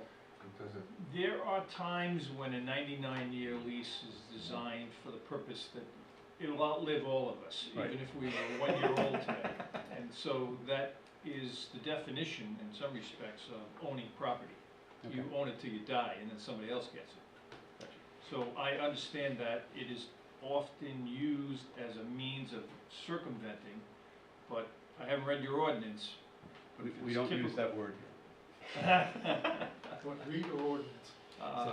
That if it says if there's a sale, then it means that's what the word means, sale. I think it says I don't know the words, but I think it's transfer. If it's transfer, then Yeah. the 99-year lease in its reality, as far as the issue of ownership, would be concerned that at a number of levels, you would want to satisfy yourself. You wouldn't want to offer it up as an opportunity, nor would a bank finance it if they felt that uncomfortable. But my career has led me to be involved with properties in that type of situation at Quonset Point, where the state doesn't sell it. They give you a 99-year lease, and those have all been financed. And that's usually the concern of the developer as to whether or not I can finance the project.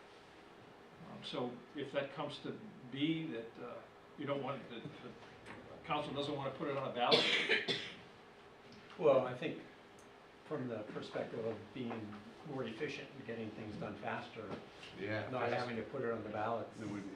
Also, I like the fact that the town in the end still has control of the property. Yeah, it would keep it affordable. Yeah, it would always guarantee that it's On affordable. the ballot.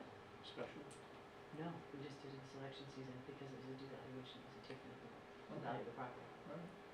But it's separate from that issue, I think it's a positive thing rather than selling it, because the town maintains control and we know it will always stay affordable. Yeah, that's it. And I think that's critical. So it's two pluses. Yep.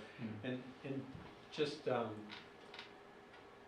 Mr. Chairman, Jerry and I both were at the Affordable Housing Collaborative Trust meeting when this was discussed, and the record implies that we endorsed one perspective, but we didn't really have a chance to look at all the documentation, just to clarify the record, that we didn't have the knowledge of all the documentation when we made those comments. But another point from that meeting, and I don't know if it was the chair, I think it was the chair made a point that both of these proposals are great. It would be great if we could do both of them in town. It would be. Yeah.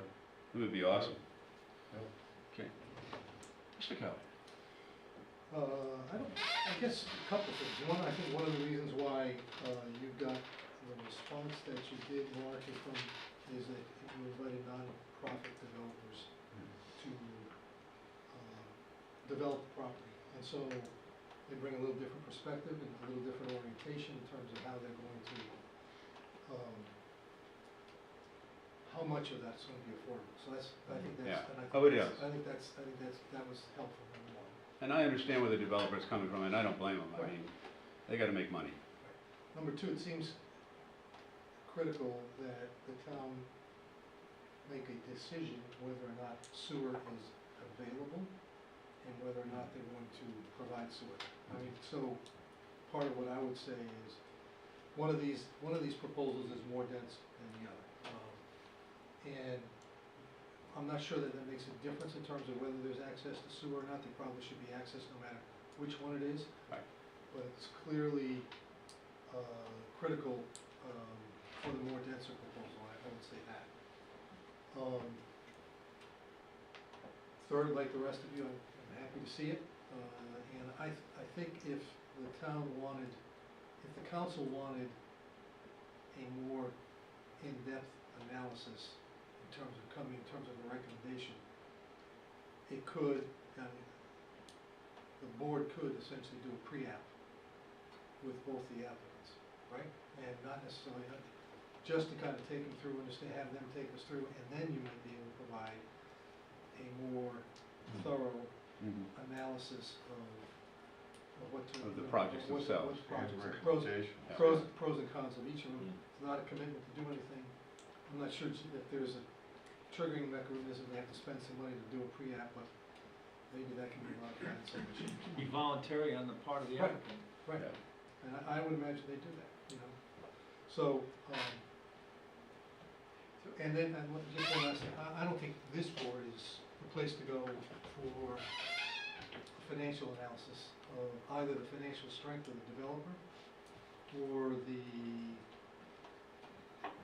proposal or the components of the deal, or the transaction. And so there may be, I saw someplace there might be expertise in the town at the housing authority on the former, and there may be expertise in the town at the finance committee someplace to take a look at that. But my presumption would be that for the purposes of getting a look at the financial strength of the applicant, if that is of concern or matters, that should be something that the council looks at the appropriate other town bodies to do. That might be satisfied or assisted in the intent of what your concerns are by using the new affordable housing unit that, or department that the General Assembly created and the governor is now in charge of. There's a lot of money that has been given to them in the form of bond issues that would be, if someone falls short on being able to do it, that's where that money's supposed to go. Really? Oh, If really? it's an affordable, oh, yeah, oh, yeah, yeah. Especially for these uses. Well, that just reinforces how promising it is. Yep. Yeah. So I think this would be nice at the old Dutch Inn, but do another one there. you digress. I did.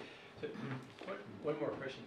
So, the RFP had a scoring criteria in it, so, which didn't have any provision in it for, like, an opinion from the planning board. So, doing the pre-app, could that be used as part of the scoring, even though it's not part of the scoring criteria? Well, see, why not? Well, I think, okay, they set up the scoring, so I would think they would do the scoring, and then Right. send us afterwards.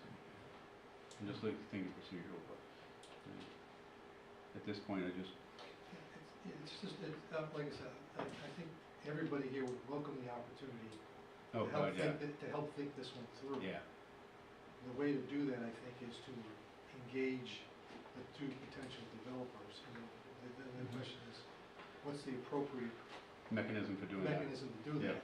The only thing I can think of off the top of my head is a quasi, either a pre-app or a quasi-pre-app. Yeah, yeah, and I think that has to come from the council. But that would be great. From the council? Yeah, well, this came through the council, so, Well, I guess, yeah, you know, procedurally, if they, then the recommendation back to the council might be, yeah.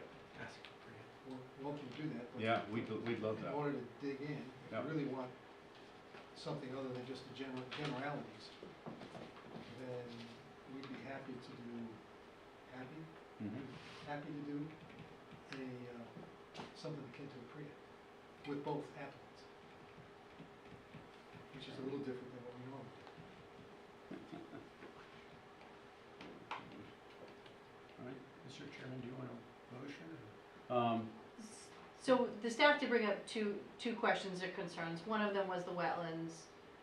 Since there's no flagging and there's no verified edge, we do have, when you look at local and state information, it would appear that at least a portion of that, of NL 23 has wetlands on it. So it may affect one or both submissions, Mhm. and that was a question. If applicant, the respondents would have had you might have had a more informed response had we had that information ahead of time. And also, looking at the town's information, it does appear that the lot is within a high water table overlay district, so that would inform OWTS, stormwater, and we don't have the benefit of knowing that either at this point. Yeah. So, Two things, just two things, Mark. One thing, one of these applicants clearly had done, not like, I'm saying applicants, one of these entities had done more work on the wetlands issue in terms of understanding if there was CRMC overlay and things of that nature. And I can't remember who the Women's Development Corporation, but they clearly looked at that issue. They didn't have the mapping, but they knew that they had to deal with that issue, and they clearly articulated that. And I forgot what the other issue was. The high water table? No, it wasn't related to that, it was Okay. something entirely different. No, I know what it is. I'm sorry, Jim. No, you go no, ahead. go ahead. Has the town defined buckets or categories of how the $3 million of bond funds locally are going to be used? No. So, for example, if there was somebody who was looking for money for pre-development expenses associated with this project, so that might be something that the council has to begin to consider fairly quickly as well. And if a project like this is going to go and it's going to need support other than a donation of land, it may need hookup to the town sewer, it may need or want or ask for some level of pre-development subsidy in terms of covering the costs. Then the question is, the natural question is, you guys just agreed to a $3 million bond, what's available to do what? yeah, and is the mechanism in place to expedite that? So can I just paraphrase that and see if I have it right? I'm trying to get the conditions down, and we'll go through them at the end. Is one of the suggestions that the town council consider spending the bond money to complete the due diligence on the site? Well, Is- if they want to, there's two things. If they want to expedite it, if they really want to Right. move along, Mhm. then they could do the due diligence on their own nickel. Or after they've chosen a developer, the developer could ask them for the nickel to do it on their own. Right. The key word is expeditious, I think, Right. right? So I believe as part of the RFP, it was on the respondent to do the work. Right. And the question I raised was, how do you choose which application, how do you choose which respondent if you don't know it can be built? Yeah. Because you don't know what the wetlands Yeah, situation is. I mean, when I brought it up, I think it gives the town a stronger position if they would do it. I think you're probably talking $25,000 between the two. So the title search has already been done, so that's even less. So, I mean, I think it would be to the town's benefit, and I think it really would be to this project's benefit if the town did that on their own and then put it forth. So, Now? You're saying now? yeah, they're looking for suggestions. I think if you look at it from a development point of view, and I've worked with developers, if the town comes in and says, here, this is what we found, and then there's no question as to who did what. The town did it, it's there, this is what you said, and we go. And the prior owner may have water table information, because I think there's perk pipes on the property. I mean, so what I'm hearing is, looking at the financial state of the applicant and the proposal would look to the finance committee or some expertise within the town. The question of sewer, is it available and can it be hooked up? Question of a 99-year lease versus an outright sale. Title or any other paperwork as far as the donation of the property and anything, make sure it's free and clear. Wetland delineation, both local and state, and they are significantly different. Utilizing the scoring matrix that they developed themselves, on each of the developers, and then one may pop out or the other.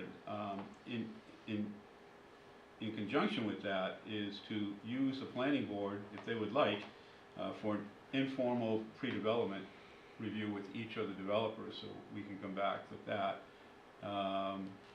Did I miss something here? Well, I wanted to add something. Go for it. It's a timetable. I'm used to working on a project with A some Gantt type, chart. with some type of timetable, you know, showing the steps needed, you know, ending with the spade in the ground and going back from Yeah. there, all of the approvals that we need, Good point. so it doesn't turn into a 2-year Yeah, no, Journey. journey. I agree. I wrote that, I actually wrote that down in one of my notes, and I know Oh, where it very is on my cool. desk. Yeah. But yeah, a Gantt chart as far as the project, yeah. Just one clarification, Chairman. Yep. I think that we ought to recommend that they go with a 99-year lease. I think that should be our recommendation versus Yeah, I think consider. it'd be recommended. Are we all comfortable with that? Yes. Sure. Okay. Jill, does that give you everything you need? So I'm gonna run through the list, you ran through a list, I time marked it, so I know to go back and listen to it. That's fine. But I just heard two different things about the 99-year lease.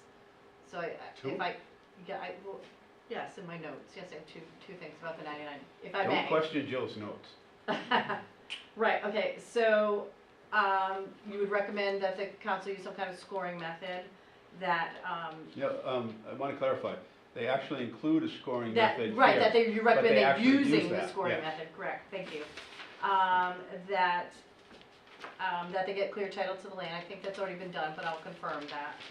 And we want to make sure that any paperwork that came over with the donation doesn't prohibit the development of it. Yeah, donor's intent.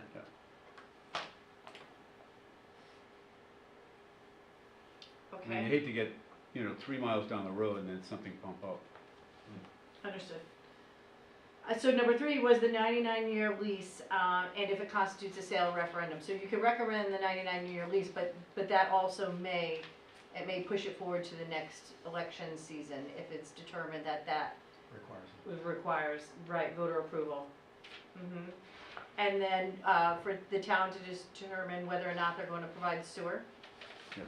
Or they would consider providing sewer, right? And that the planning board is not the proper entity to do the financial analysis. That would either be the Narragansett Housing Authority and or the Finance Committee.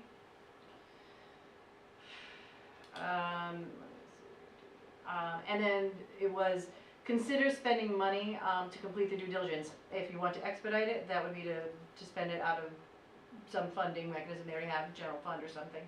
And or using the bond money if that's the appropriate use of the bond money. And you would, so I have down here the background info on the lot regarding, right, which brings us back to the donor intent of the high water table and wetlands, we can confirm that. 99-year lease again, I think I can cover it all in one. And then you just mentioned donor intent. Do I have everything? Yeah, the only thing I wanted to add, I'm writing so fast I'm having a hard time reading my own handwriting, is to investigate the state agency or board that has Department of Housing. is what Department of it's referred Housing, to. investigate them as a fallback position to finish this, God forbid anything bad happens. I mean, this is the first one. I'd like this one to be a home run. Yes. Bob, are you sure the money's there, or the SAD Rhode Island Housing, or both? It's at the Department of Housing. It was established for that purpose. I'm Irish too, I'll pontificate. Very frustratingly, it hasn't been spent yet. Oh, they could send it our way. Yeah, well, the Pallet City along Route 146 is, or 95, whatever it is still a great source of 48, I don't know, it's like $5 million for 48 pallet houses, so, and it's still not occupied yet, so. Yeah, I had the same reaction that you did, Mr. Chairman.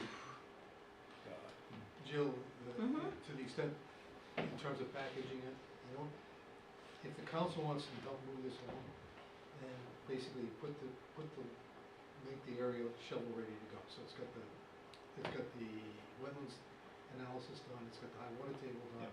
You know whether or not you can connect the sewer or not, whether they're willing to Right. connect the sewer. And at that point in time, you basically, and you know your title's clear, so the land's ready to go. Bang. At that point in time, bang, you're off. Right. You know, just, I'm taking, and I'm going, you know, taking a left turn here, guys. But, we ever investigated doing a joint public-private development for affordable? I mean, really doing a joint public-private. I've never heard, it's usually, we're always looking at developers. I mean, this is private, we're providing the land, but looking at something, I'm just throwing the idea out, and I'm just asking you guys to mull it over. I'm not asking for anything back now, but just to think about, how would we put the framework in place and to really put forth true affordable units? So, just Do you have something to an think about. example of that we can take a look at? I've never heard of that. No, I've been mulling it over since we've been talking and listening to everybody. I'm like, you know, we could do some sort of public-private initiative. Well, it's usually private. It's usually private, and then we support it through taxes or. Right, but I'm saying much more of an active role in it. And I don't even know if it's legal. I'm just throwing it out. I'm looking at this board, and this board, very imaginative. And, you know, we look for ways to do things, and this is, gosh knows, this is probably one of the most critical things facing the town. I don't know, just something to think about. The way I've seen it done, at least when you've seen one, you've seen one. Yeah, good point. Because they're all different. But the way I've seen it done is, for example, in stores, university, town, state, business community came together to build 140,000 square feet of commercial retail with 600 apartments on top of it, right? Yeah, it's a nice development, by the way. It is a nice development. And everybody, you know, everyone plays a little different role, but we Yeah. had created an entity to kind of push that project forward. It's much too much bureaucracy for Narragansett for Yeah. one project, but a public-private partnership in Narragansett, maybe in Narragansett and or South Kingston, that's looking to work on several different projects over time, just not one project. That's another way to think about it too. Bob, is that done anywhere else in the state? I'm sorry, was We're just throwing stuff out. We like to play. And just threw out, and we're bouncing out some ideas of really doing, like, you can call this private-public, but really a partnership of private-public interests, whether it be state, local, developers, nonprofit, whatever, and putting a consortium together or something, and really trying to put in place developments for affordable housing. That, you know, again, we're not looking at someone pressed by the market having to say, all right, I'll do 5 units, but in order to get a payback, I got to put 20 more on this 1 acre. I don't know. Is it even something worth pursuing? It is. There are other municipalities in Rhode Island that do that. Pawtucket Housing Authority would be a perfect example. That they created a housing authority in order to, I guess, distance the city itself Right. from running it, and they have a board. But it is still a public-private partnership. And it probably, in the long run, is one of the more effective ways of doing it, because I've represented developers in my practice, and that is well, I mean, you probably heard them here. We don't make any money on these units. Yeah. We need to make money on the back end of the market rate units. That's not a case that's not the case when you have donated land, because normally the next thing when you ask the developer the question, he says, the cost of the land. Well, there is no cost here. Yeah. So that alone makes it a public-private Yeah. partnership, because the town of Narragansett owns that. Yeah, but that only works where you own the land. Yeah. And just look for, I'm thinking beyond that, on a higher level of getting together and actually identifying opportunities and then working together to make it happen. I think Narragansett is a perfect place to fulfill the intent of the General Assembly when we passed those bills a couple of years ago. Why? Because I look south to Block Island, and they were able to staff an island for the period of time they need to, or with the positions they need to for a full-time, police force, whatever it might be. And it's a similar land, the cost of land here. It's much cheaper in other places in the state. It's not cheap here. So in order to incentivize a developer to build it, sometimes, I've often thought, why doesn't the municipality buy the land? Finance it, or ask the state for grants or loans, preferably grants, so that they'll be a partner on the financing end. Right. Narragansett will be the place where the place is developed, and we're meeting the criteria of 10% and the intent of the legislation in a place where it's pretty hard for a person who is near the poverty line to even buy a house here or rent a house here for that matter. And they could be part of your workforce. And some of those people, I think, are cops and firemen. Well, they are, nurses, doctors, even doctors. Well, they can't afford to buy a house here, right? No. So, I don't know, it was just something I It's didn't mean to great. hijack the conversation, it was great just idea. something that came to my mind. So, all right. So, Jill, do you need anything else from us? No, I think, no, I don't, but Mr. Chairman, I would like to draft this and then run it, I can Yep. certainly run it by you, make sure we hit all the points. You can bring it to the next meeting, or you can, if you trust me to draft what everybody said. I think we trust And I can send it to you for signature, we trust you. revisions and signature, sure. Can I just add one more thing? Yeah, go ahead. I'm sorry, Jill. No, you're good, I'm good.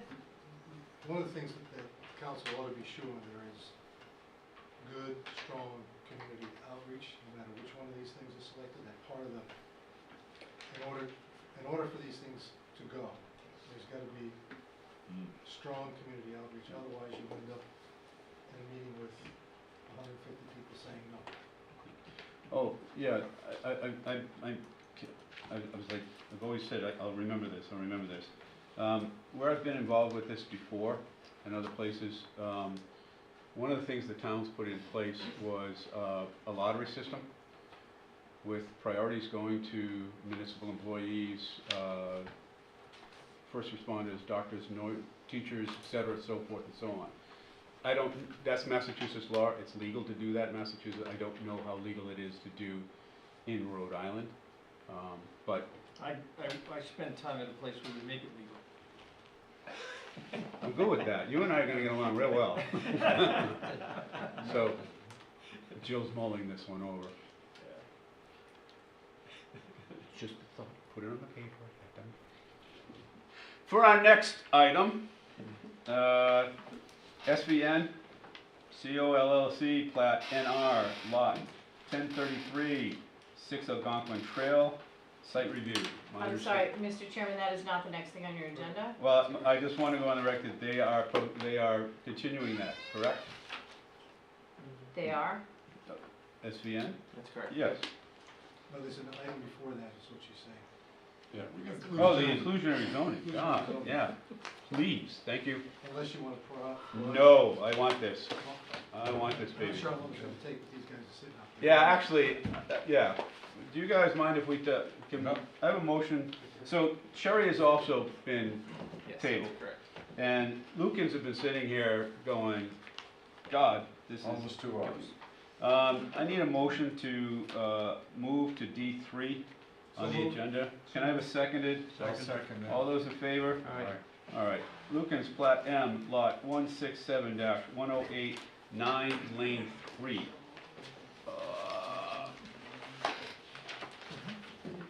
Sorry, you weren't forgotten. How you doing? I need my notes. All right, let me catch everybody up on this. All right, so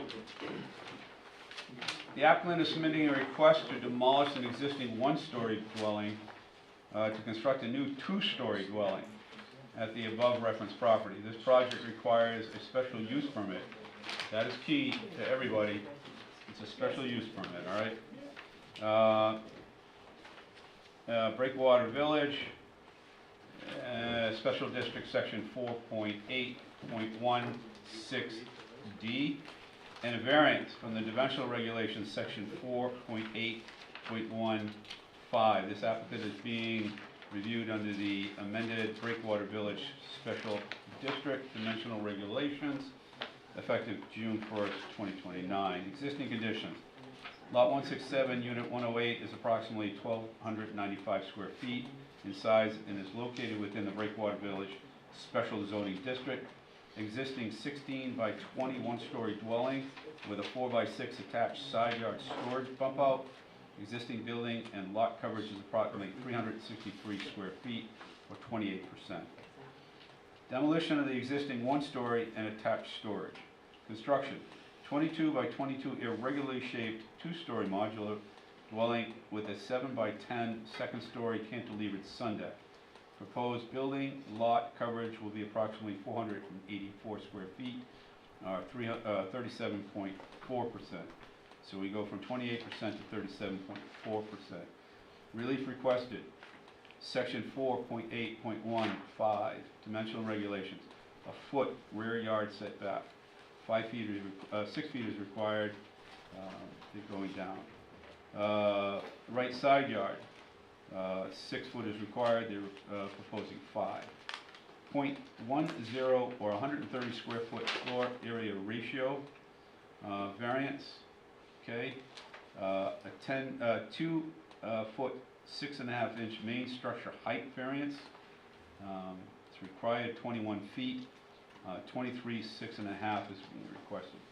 Special conditions, special use permit for the construction of a two-story structure, and that is key. All right. Hi. Did I get most of it? You did. All right. Can you state your name and your role?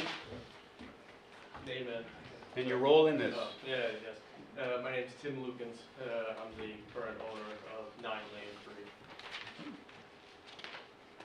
Tim, you tell us what you want to do and why, and Absolutely. So I'd like to start, thank you for having me. I'd like to start by asking, after hearing everything outlined in this presentation, that you would make a recommendation to approve our application in your report filed for the zoning board. Our plan was submitted to the Breakwater Village Architectural Review Committee and approved. Their stamped approval of our application is included in our submission. The relief that we are asking would not be needed if we were following the dimensional regulations that are still listed on the town website and that were modified after we purchased our lot and designed our proposed project. That's not the only basis for asking for approval. We are asking for the 5 foot rear setback, which we currently have on the property. We are asking for the 5 foot right side setback. We're asking to build to the floor area ratio of just below 0.6, which was the prior standard.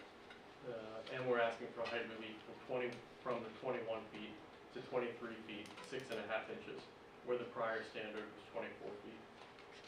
The zoning ordinance for Narragansett lays out the standards that must be met to grant variance in section 11.4. Just going through those standards. Standard number 1 is a hardship for which we seek relief is due to the unique characteristics of the subject land or structure and not the general characteristics of the surrounding area. Speaking to this point, 9 Lane 3 is one of the smallest lots in the neighborhood. While it is generally a neighborhood made up of small parcels, this lot is in the bottom 3% of lot size for that neighborhood. And it's actually the 9th smallest lot in the entire development. I think this presents a unique challenge beyond what is the general characteristic of the area.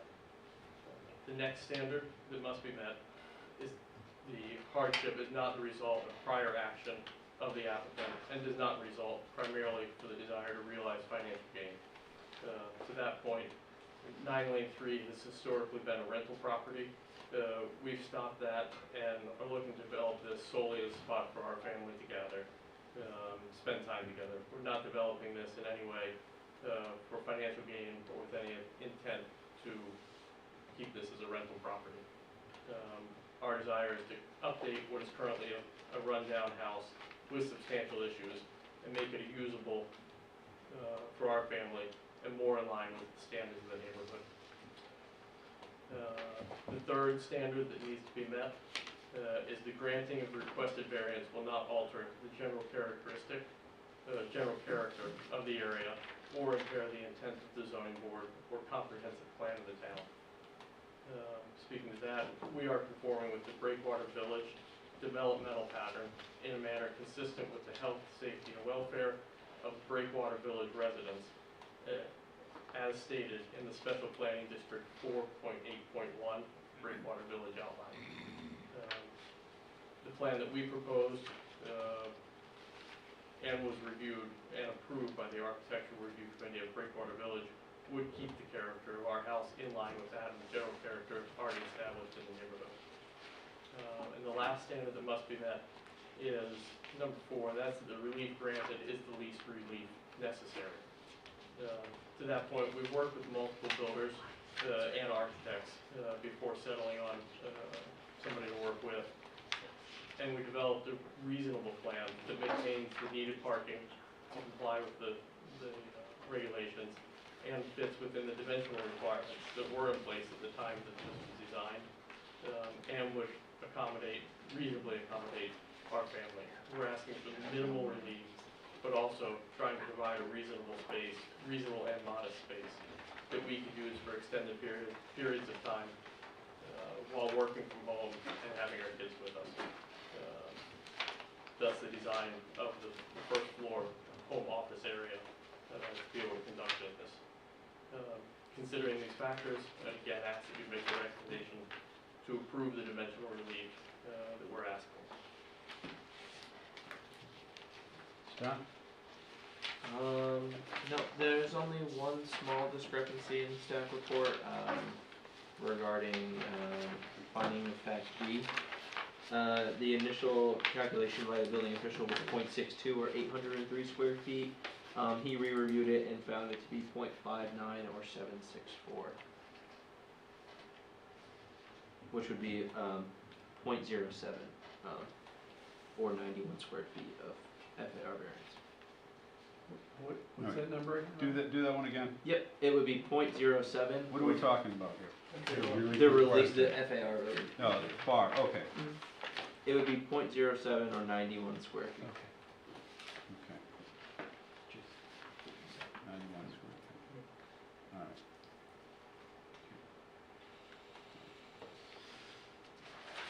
Connor, questions?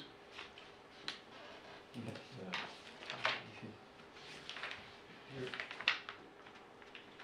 describing this structure and how you developed it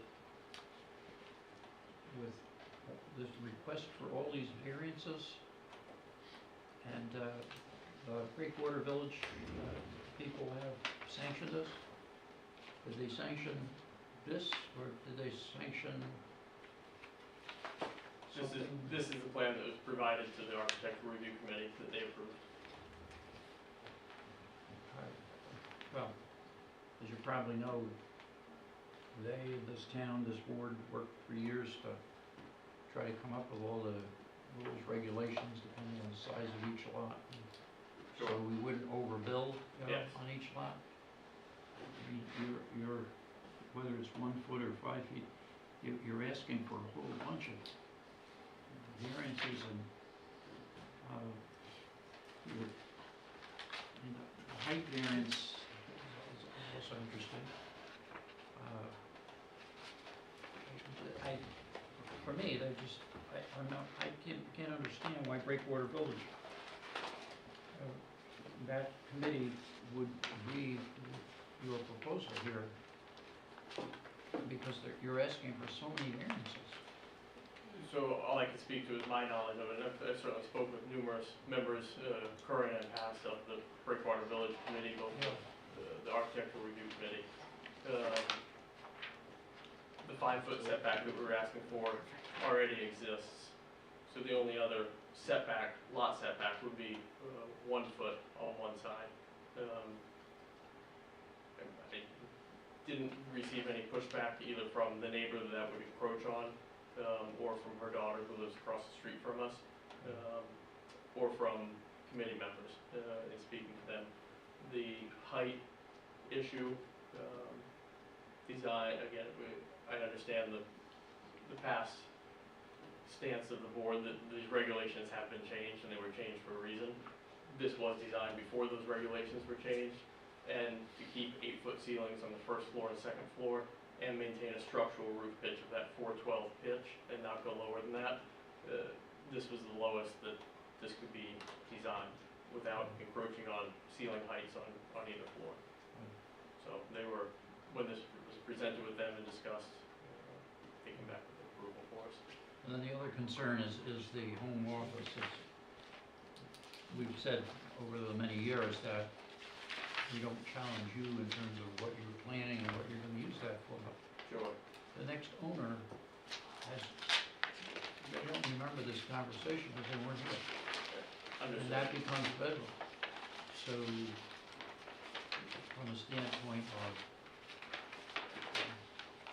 agreeing or sanctioning, Yeah. you know, what you're doing, it's, because if you weren't asking for all the variances, but the idea that you could compress this maybe and not need the home office, So that's again a little bit heavy for me. in the staff report to the home office, that was noted, and we would certainly be amenable to the idea of widening that so it's not a cased-in doorway or a pocket door, widening that opening. To 4 feet. Correct, to 48 inches. Our intent with that is, I work in sales and do some on the computer. My significant other is in HR for a New England company and conducts most of her business. She works remotely. This would enable us to have a space where she could work and the kids, friends, family could be over and not be prohibited from doing interviews and all of her work. Right, and if this wasn't a confined area like it is, and, you know, and as I say, I don't disagree with you in terms of what you're presenting here, that this is your intent.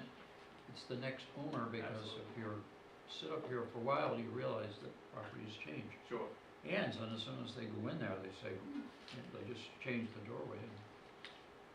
In any case, why, you get too many variances there, but for me to be enthusiastic about where you're, I know why you're doing it, it's very nice to live there, you know, but again, as a member of the planning board here, just for me, you know, there are a lot of variances I'm uneasy about. Moving right along, You can? You say, or you got more? Okay. Jerry? I just have a question on, you're asking like to be grandfathered in under the old regulations? Yeah. No, because we're asking for a variance, so. Yeah, you keep referring to the old thing, Right. but you, So I just wanted to correct, for this project in general, and for this project, the dimensional relief that's being requested would typically be approved by the 15% modification rule that the town has in place. However, because it is located in the Breakwater Village Special Zoning District, it requires a special use permit in conjunction, in which you cannot ask for modification and receive zoning relief for a special use permit. It's all or nothing. Okay. yeah, this is the fun part of this. Yeah. And that's why tweaks. I'm the, my name's Dave Zoller, I'm the contractor. We spent. Dave, you wanna come up? Sure. We spent, I've been doing this since 1985, a long time, doing modular homes. We spent more time doing these little homes because it's so difficult to get everything into a small space like this. And if we didn't have these small, you know, variances, it'd be almost impossible to do this. You know what I mean? You say, take a foot off here, it impacts stairways, ceiling heights, and then you don't really have a usable house. You know, and we really, how much do we go back and forth with this thing? You know what I mean, for months and months, you know, and, we came up with this plan as the best alternative for a livable house. If we couldn't do this, then you go back to what he has, which isn't really a livable situation. That's all I want to say. And like I said, I've been doing this a long time, and it's much more difficult to do these little houses. You know, much more difficult, because you're trying to squeeze stuff in, and make it livable, and not make it, you know, like a dollhouse, you know, if you know what I'm saying. So that's all I got to say. So this is going to zoning, no matter what happens, guys. Yes. So we can, if we deny the variances, we deny the special permit. It still goes, because they go hand in Recommend hand. denial. They Yes. recommend denial, they go hand in hand. So it goes to zoning no matter what happens. Okay. Well, yeah. Yeah, I mean, they're in a lot, that's the hard part about this, these are all special permits. Okay. Chairman, yeah, I feel that this would have been all addressed as modifications, except for the issue of it being special use permit for a second story. So I think it's what we should be supporting. I think that we made the changes to deal with the modifications, and I think we didn't anticipate it tripping up this with the special use permits when that was done. So. Tom? Just so I understand, so the side yard, backyard could have been administratively granted ahead, but for the fact that it was in the village. Yep, Yeah. every dimensional relief And that's required. what about the FAR? Yes, that's included. Then I agree. So, Mr. Callahan, just for clarification, but for the fact that it needed a special use permit, not necessarily that it was in the village. The village requires a special use permit for the Right, second second floor. story. If it had needed any special use permit anywhere in town, it would have been here. That's the hard part of these.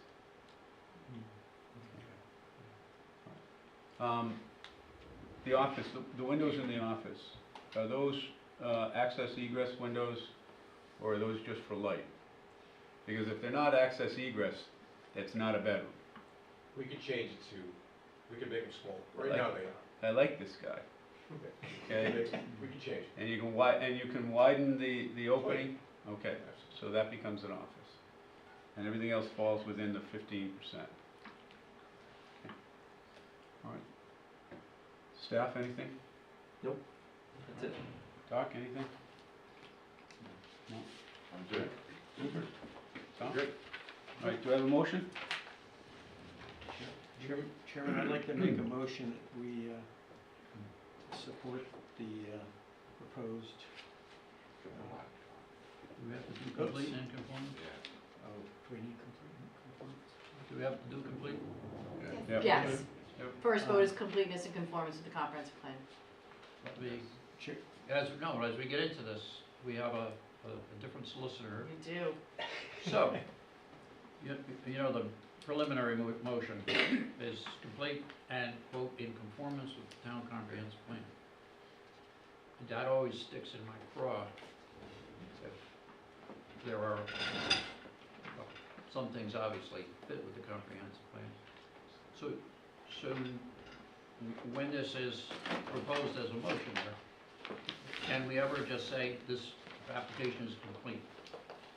Stop at that point, so we move it to the second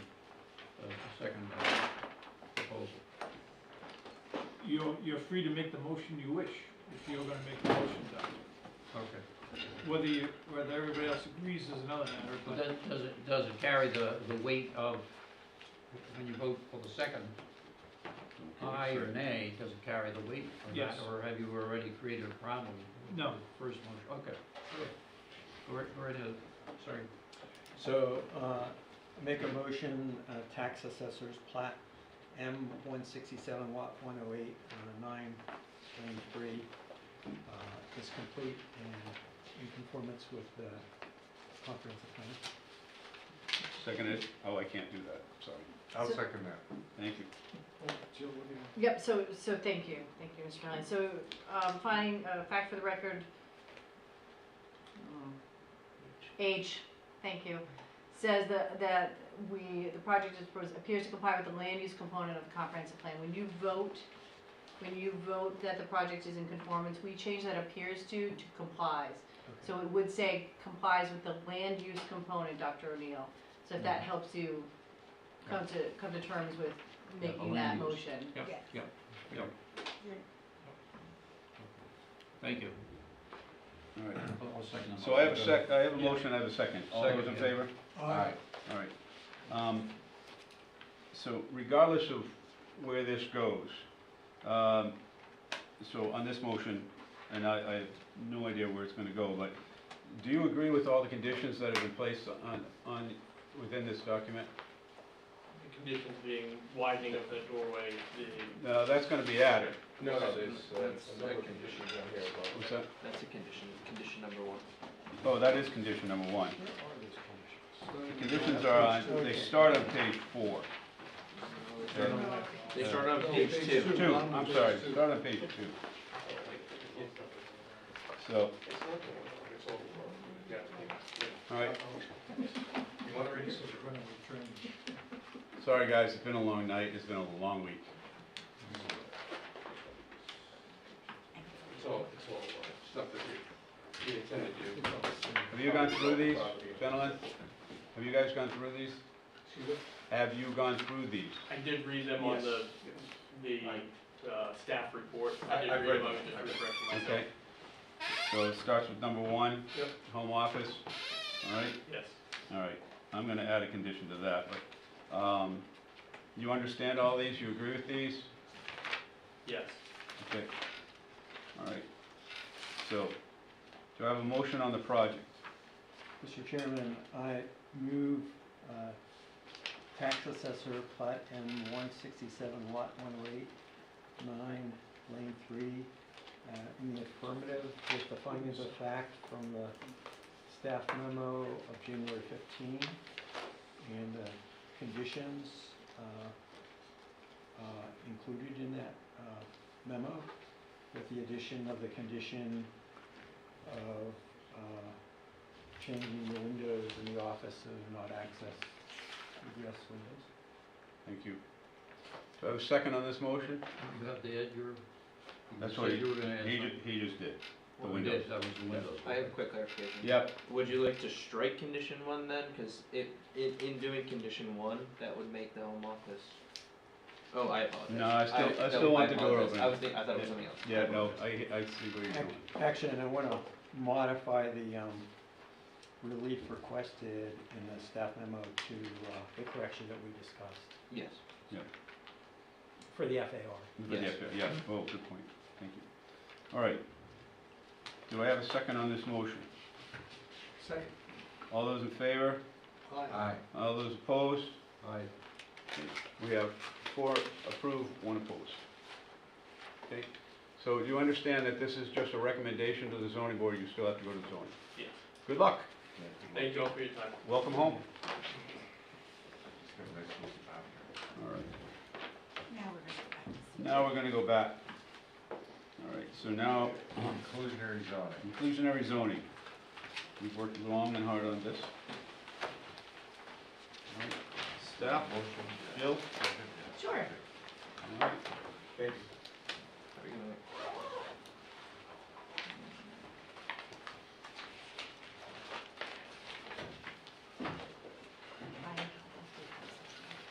So I'm providing to you right now a copy of the previous inclusionary zoning ordinance that was stricken last year because of the untenable map created from the General Assembly in 2023.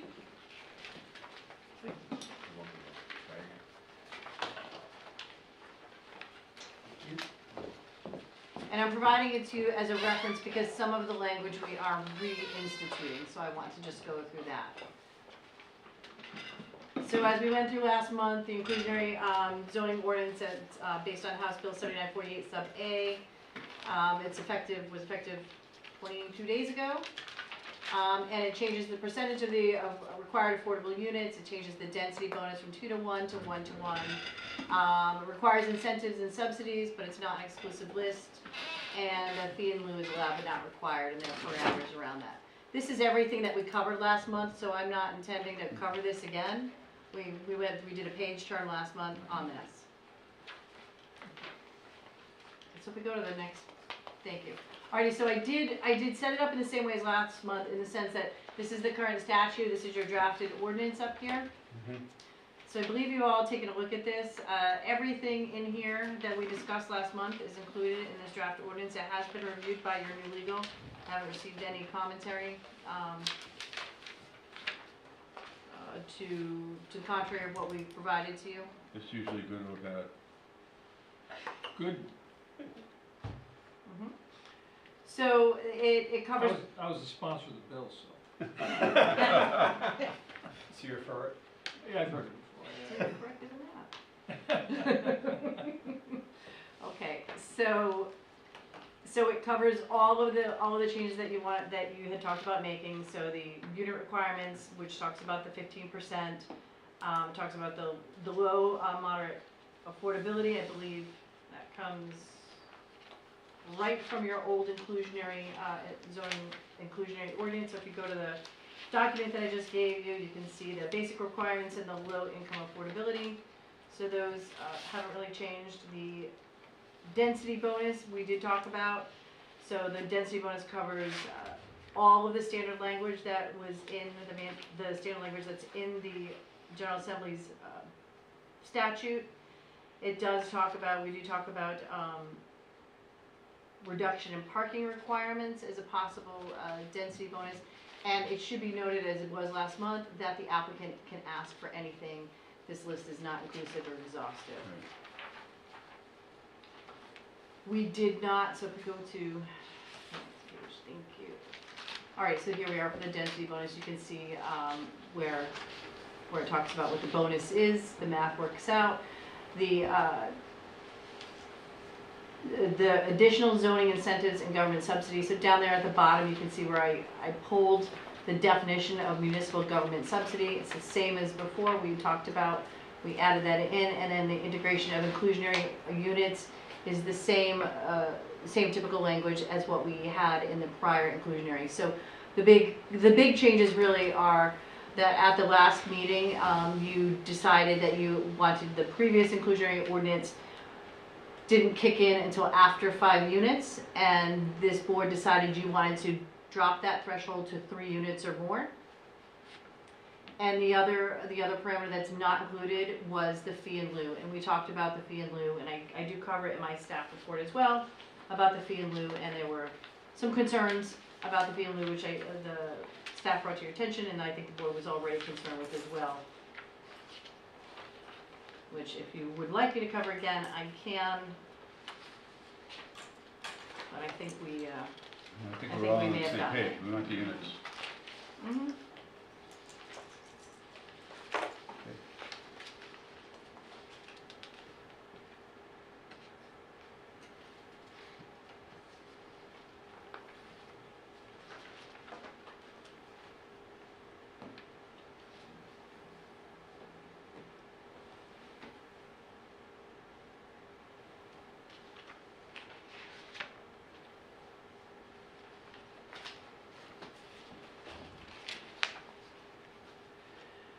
If you look through the staff report, you can see that I did ask I asked actually several departments for commentary. I did hear back from engineering in particular, and they did provide us some information on sewer policy. And they were somewhat concerned about capacity in sewer area 1, which is the area that goes to the Westmoreland facility.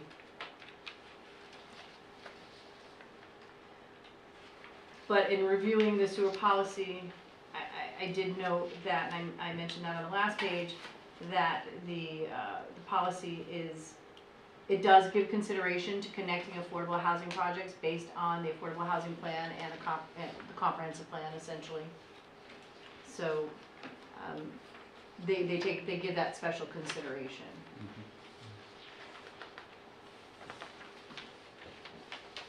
no other departments had any concerns.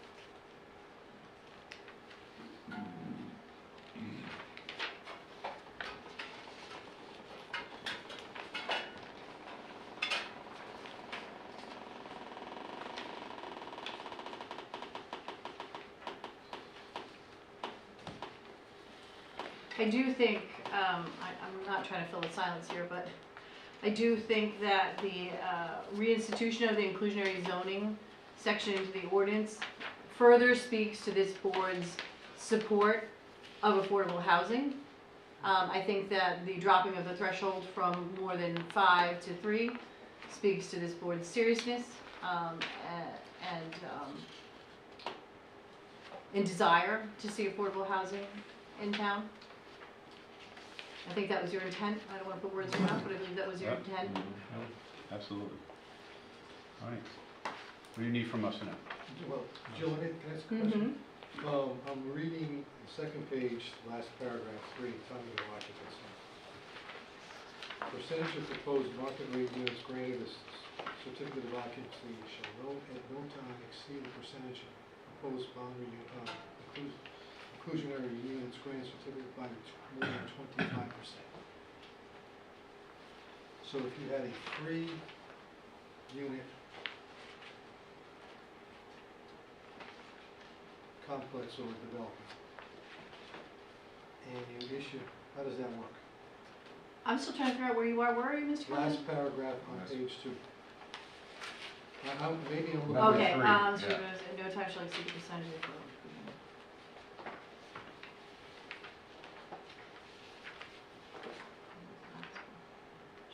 They can't get a CO.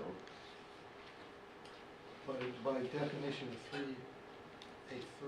for example, a 3-unit development. would be 4 units. Right. 4 units. But if someone came in and just asked for a 3-unit, so there's a proposal that's been in, for example, in here, I'm just picking one out of the air, that was for a 3-lot subdivision down on Point Judith Road. Excuse me, down by the lighthouse.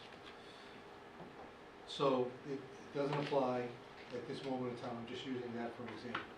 So now you come to the timing of occupancy and said they show up for a certificate of occupancy. And it says at no time can the percentage of proposed inclusionary units can the market exceed it by more than 25%? By definition here, 2/3 and a third. Yeah, I don't understand your question. That's good because help me out there, Jim. You need a CO on the first one before you can get a CO on the market rate. What about the CO on the third one? Market rate's less, the way I read it. So Refer to council though. perhaps it would go market rate, affordable market rate, and then you would meet the, I'm just thinking about that big piece right there. On a 3-unit. Well, if it was a 3-unit, then they would be required to have one of those be affordable, and then they would be allowed to put in another market rate, which would be 4. Right, but if they were just limited they were constrained by the land that was available to them, and they could only do 3. What is the order, are you asking? I guess at the end of the day, they will have let's say they have one affordable unit and two market rate units. That percentage will always be more than 25% when they add the third unit. That's what I'm Understood. saying. I'm not good at math, but I'm not good at math, but I'm just trying to figure out how practically that works. Right, understood. And the only reason I raise it, that's the reason why I raise it. That's good, good question. Just put language in, unless the project is limited to 3 units. And then the Just, intent, at least one has to be affordable. that takes the numerical problem of Right, 25% out. Thank you. Makes sense. And I'm good at that because I'm a lawyer and I can divide any number by a third. Like that. Well, I had a chief financial officer of a $2 billion operation who used to walk around with a number 2 pencil, and her first statement out of her mouth was, "I'm not good at math." Takes her off the hook. Okay. So, all right. Jill, what do you need from us? All right, so I'm gonna need some clarification on that language. Well, The that's good. percentage of proposed market rate units granted a certificate of occupancy shall at no time exceed the percentage of proposed inclusionary units granted certificate of occupancy by more than 25% unless the project is 3 units. That's what Or it Mr. should be Craven something like- suggested. Notwithstanding, or but for, you're the lawyer, you should craft the language, right? Yeah, well, You got it. Well, let's get the language because I need to get that. I'm gonna need to put that to council. He'll But look it up. for, unless, For any, Go, Bob. for any, I don't know, any project, any number, whatever the right language is there, of 4 or more units, that applies to. And then, if you stay silent on 3, I don't know if you stay silent on 3, whether it's assumed or not, but I think you gotta say something about, if it's 3, at least one has to be affordable.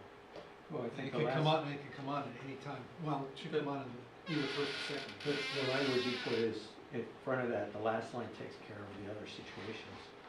So certificate of occupancy for last shall not be granted until all the Yep. inclusionary units have been. Right. So you just need the prefix language you put in front of the other sentence.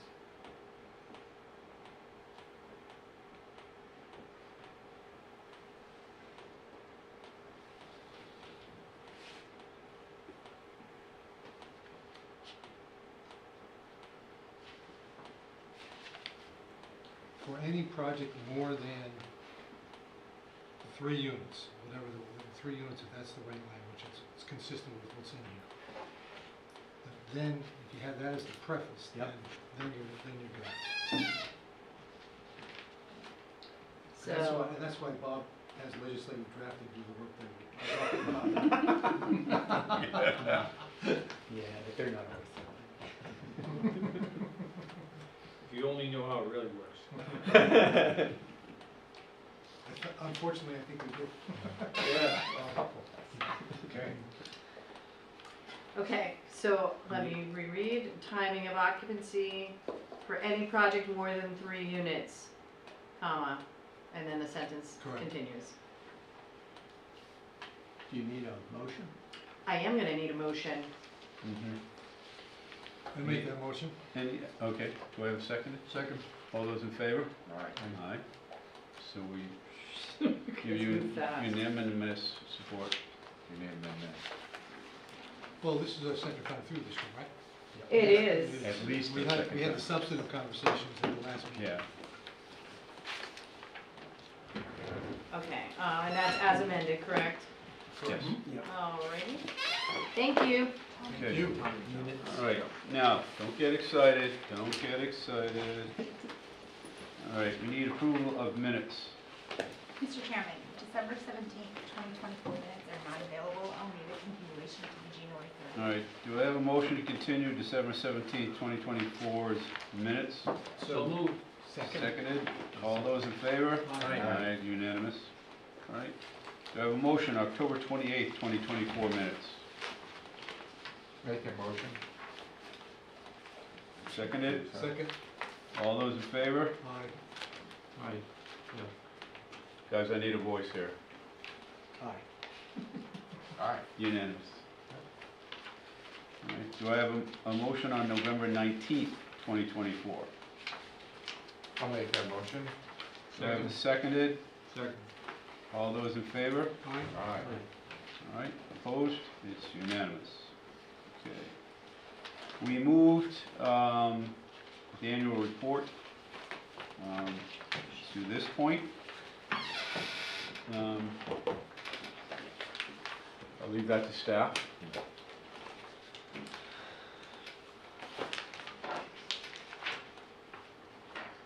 Okay.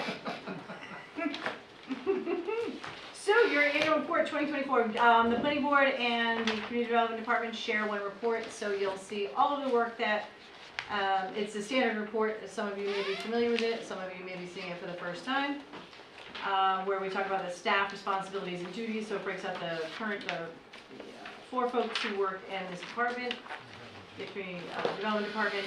So the key highlights, we can go through that certainly. We had Mr. DeLuca retire. That was a loss for the town of Narragansett, but a gain for him.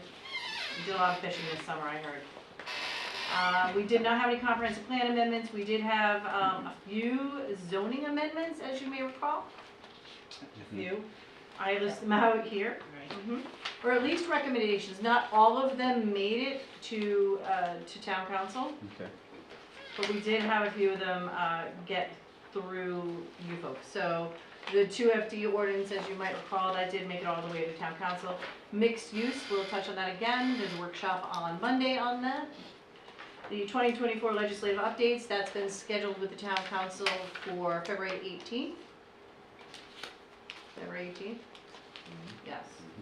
And the bed and breakfast ordinance change, which dovetailed with the changes that they were making in the meeting code. I believe that was chapter 14, to clarify that with the licensing. And there was one road abandonment, an extension of time. The town council, even though it wasn't a zoning ordinance, the town council did ask this board to review the short-term rental ordinance, and you did so. You also recommended approval of the hazard mitigation plan. That was our 5-year plan. So for some of you, that's at least 2 plans under my watch. The other projects that we've been working on is the Following Farm Scoping Study Project. If you're familiar with that or not, that is the looking at potentially raising the Following Farm Causeway, which is the only access and egress for the folks who live on Harbor Island. The department is currently administering 5 grants. One we just closed, actually, the hazard mitigation grant program, which was for the hazard mitigation plan that you approved. But we have 4 more. Urban renewal zone. We're looking at incorporating the, if you're familiar with the urban renewal area, which is the Pier Marketplace area, that urban renewal zone has a whole separate set of regulations that don't follow the same format as our regular zoning ordinance. They work in a linear format, and sometimes changes are made that didn't double back. So we don't have one clean set of working regulations. So we have asked a consultant to go ahead and do that. They are currently looking at that, and those regulations will then be incorporated into the regular zoning ordinance. So it won't be, it'll be easier for this board and the town council to follow what the latest regulations are for that. So for instance, the sign regulations change, but it isn't like a strikeout underline like what you would normally see. It's 11 amendments that just stack on one another. So we're asking them to incorporate all of that, and then you will see that in 2025. So when that ordinance is drafted, it will come before you before it goes to town council. The BRIC grant was for the scoping study, as I mentioned. The MTAP housing livability, I know some of the folks here attended the workshop series that was hosted in June and then again in September, which was, I believe the intention was to sort of, I don't want to say change the hearts and minds, but it inform people about the opportunities and what affordable housing actually looks like and who it applies to. And this workshop series actually was very interesting, and Rupert I know attended, maybe Jerry as well. it talked about, this series was broken up into 3 sections, past, present, and future, all about Narragansett, and about the state as well, but, and nationally, but it was really about Narragansett, and it was really interesting in how it focused on housing in Narragansett. So we're waiting for the final report on that, and that will go to the town council. Safe Streets for All, that is a, RIDOT has a project out where they've got 33 of 39 cities and towns right now doing a safety action plan for, and in Narragansett we're doing a safety action plan. That is wrapping up right now, and that should go to town council in the spring. I'm sure you're aware we participate in the community rating system program where we go above and beyond the requirements from FEMA and the National Flood Insurance Program, and the town has a rating of 7, which allows every property that has flood insurance in the special flood hazard area to get a 15% discount on their insurance. It just happens by matter of course. Of course, we have GIS improvements happening. Adopt a Spot, we've had a few Adopt Spots, at least 2, which is great. The bike path is still going on. We're looking at option 4B. Gansett Days mapping. Did I have anyone here participate in Gansett Days? Jerry? Aye. Right. So Gansett Days is it's coupled with a few other things. It's really hosted out of the Parks and Rec Department, but Ryan actually did the mapping for that this year. He has this really great map that folks can use, QR codes to tell you where to go all around town. And the Land Trust did their hosting of their Gansett Loop Trail. And then there's a few other things. The preservation easement you may or may not be familiar with, we talked about briefly earlier, which is a preservation easement for some of the interior and the exterior, as well as some of the grounds for Kinney Bungalow. That was a ballot question for this year, and it passed overwhelmingly. I think it was like 70% of the folks voted for the preservation easement, and that's going to be moving forward to town council. Historic preservation, you know that our department also staffs the Historic District Commission. And then Heidi did all of these great stats on it, on what we've done and what you've actually accomplished in the last year. And then we talked about our primary objectives for next year. So some of these is to continue to work on the updates from 2024. I fully expect we're going to have new changes in June of 2025. And then we'll be addressing those as needed. And then some of these are sort of ongoing projects. We've talked about this land cover.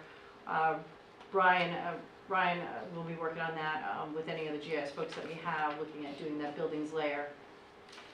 And does anyone have any questions? But I don't have to read the whole thing. No. I think I skipped over some of it. But needless to say, you've done a lot. This board's done a lot this year. This is a busy 2024. So, Mr. Chair, do you have comments? Were you gonna? Sure. I have one on page 7, under trails. Sure. I think we should change the language to read, assist the Land Conservation Trust in the design and enhancement of the Sunset Farm Trail and Management Plan expected to be completed in 2025. The management plan doesn't fall under trails, Jerry. The trail is part of the Sunset Farm Management Plan. It's an integral part of the... It's not in the current management plan, the trail system. Do you want to create it? Well, it's not saying it's in there. It says assist the Land Conservancy Trust in the design and enhancement of the... And You want to delete enhancement? And so are you I just want to be clear, are you asking this board to be involved in the land management plan? I thought as a matter of course that this board will see the management plan after the land trust is done with it. Is that not true? It'll Not go right necessarily, from- but we could do it that way. But so for everyone's edification here, the other 4 board members probably don't know what we're referring to, and it probably should be an agenda item. I can certainly add it in there, and then we can put No, it I know on what the you're future talking agenda. about, and I was going to suggest it become Yeah, to discuss, Right. because the other, I know you're familiar because you're the liaison, which actually, Jerry, brings me to a good point, is as the liaison, we should be updating this board periodically Yep. on what's happening at the land trust. Yep. So that could also be a 2025. So what are we saying? Are you accepting that, or do you wanna? No, Oh, yeah, I'll accept anything. Well, I I think we should make it an agenda item and discuss it. Oh, an agenda, okay. So you are not beholden to only do these objectives. Right. You're not, so what I'm saying is if it doesn't make the annual report, you're not beholden to not do it. Okay. As the liaison, Jerry, to the, from this board to the land trust, we can bring it up as an agenda item, even next month, and then we can discuss what we've been discussing at the land trust. That would be great, Mr. Chair. Mhm. Dynamite, and we'll give you whatever time you need. Okay, so are we do you wanna make the edit to the trails to talk about Go the ahead. management plan? No. Do you want me to just put relating to trails and that will be clear? Yep. Okay. That's all I have. Sure. So All right. I have 3 suggested tweaks. One is on page 3, when you're doing the grants. I think you should add something about the crane report. Oh, yeah, absolutely, I'm sorry, where are we again? Page 3, under grants. Yes. Definitely. Thank you. Page 4, when we talk about the Middlebridge site, I think you need a line in the middle of that, right now it reads, the project including relocation, entrance, driveway, and parking, repairing riprap at the marina and revegetating area along the river. There's no explanation of why, so I think adding a line, the purpose of this project is to improve resilience, improve the environment, whatever. Okay, what I did was just update, because it was in last year's annual Mhm. report, so I didn't rehash what had been done, but you want me to add in I think so people that read this report know what it's about. So, Just a add sentence on background? Yeah, the purpose. And then on page 5, the heading that says the planning board, I think the heading should be subdivision ordinance reviews or something like that, just change the title. Oh, yeah. Sure. And then, Oh, that's a good point. page 6, miscellaneous activities, board chair meetings. I think it would be good to add a sentence to elaborate on that, so that people know what Mark's been doing.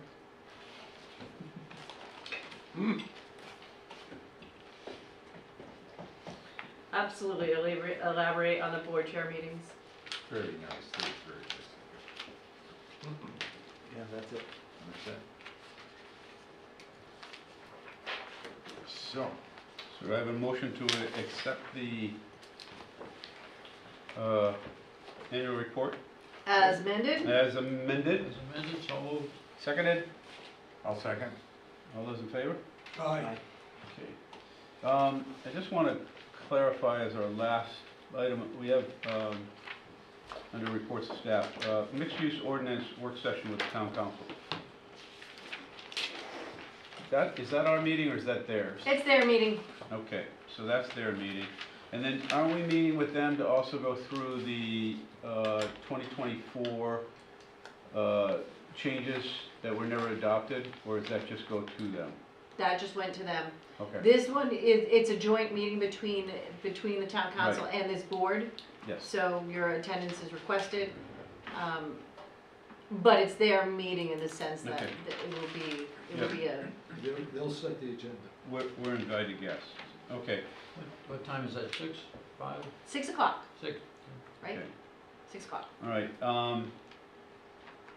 So that is scheduled for January 27th.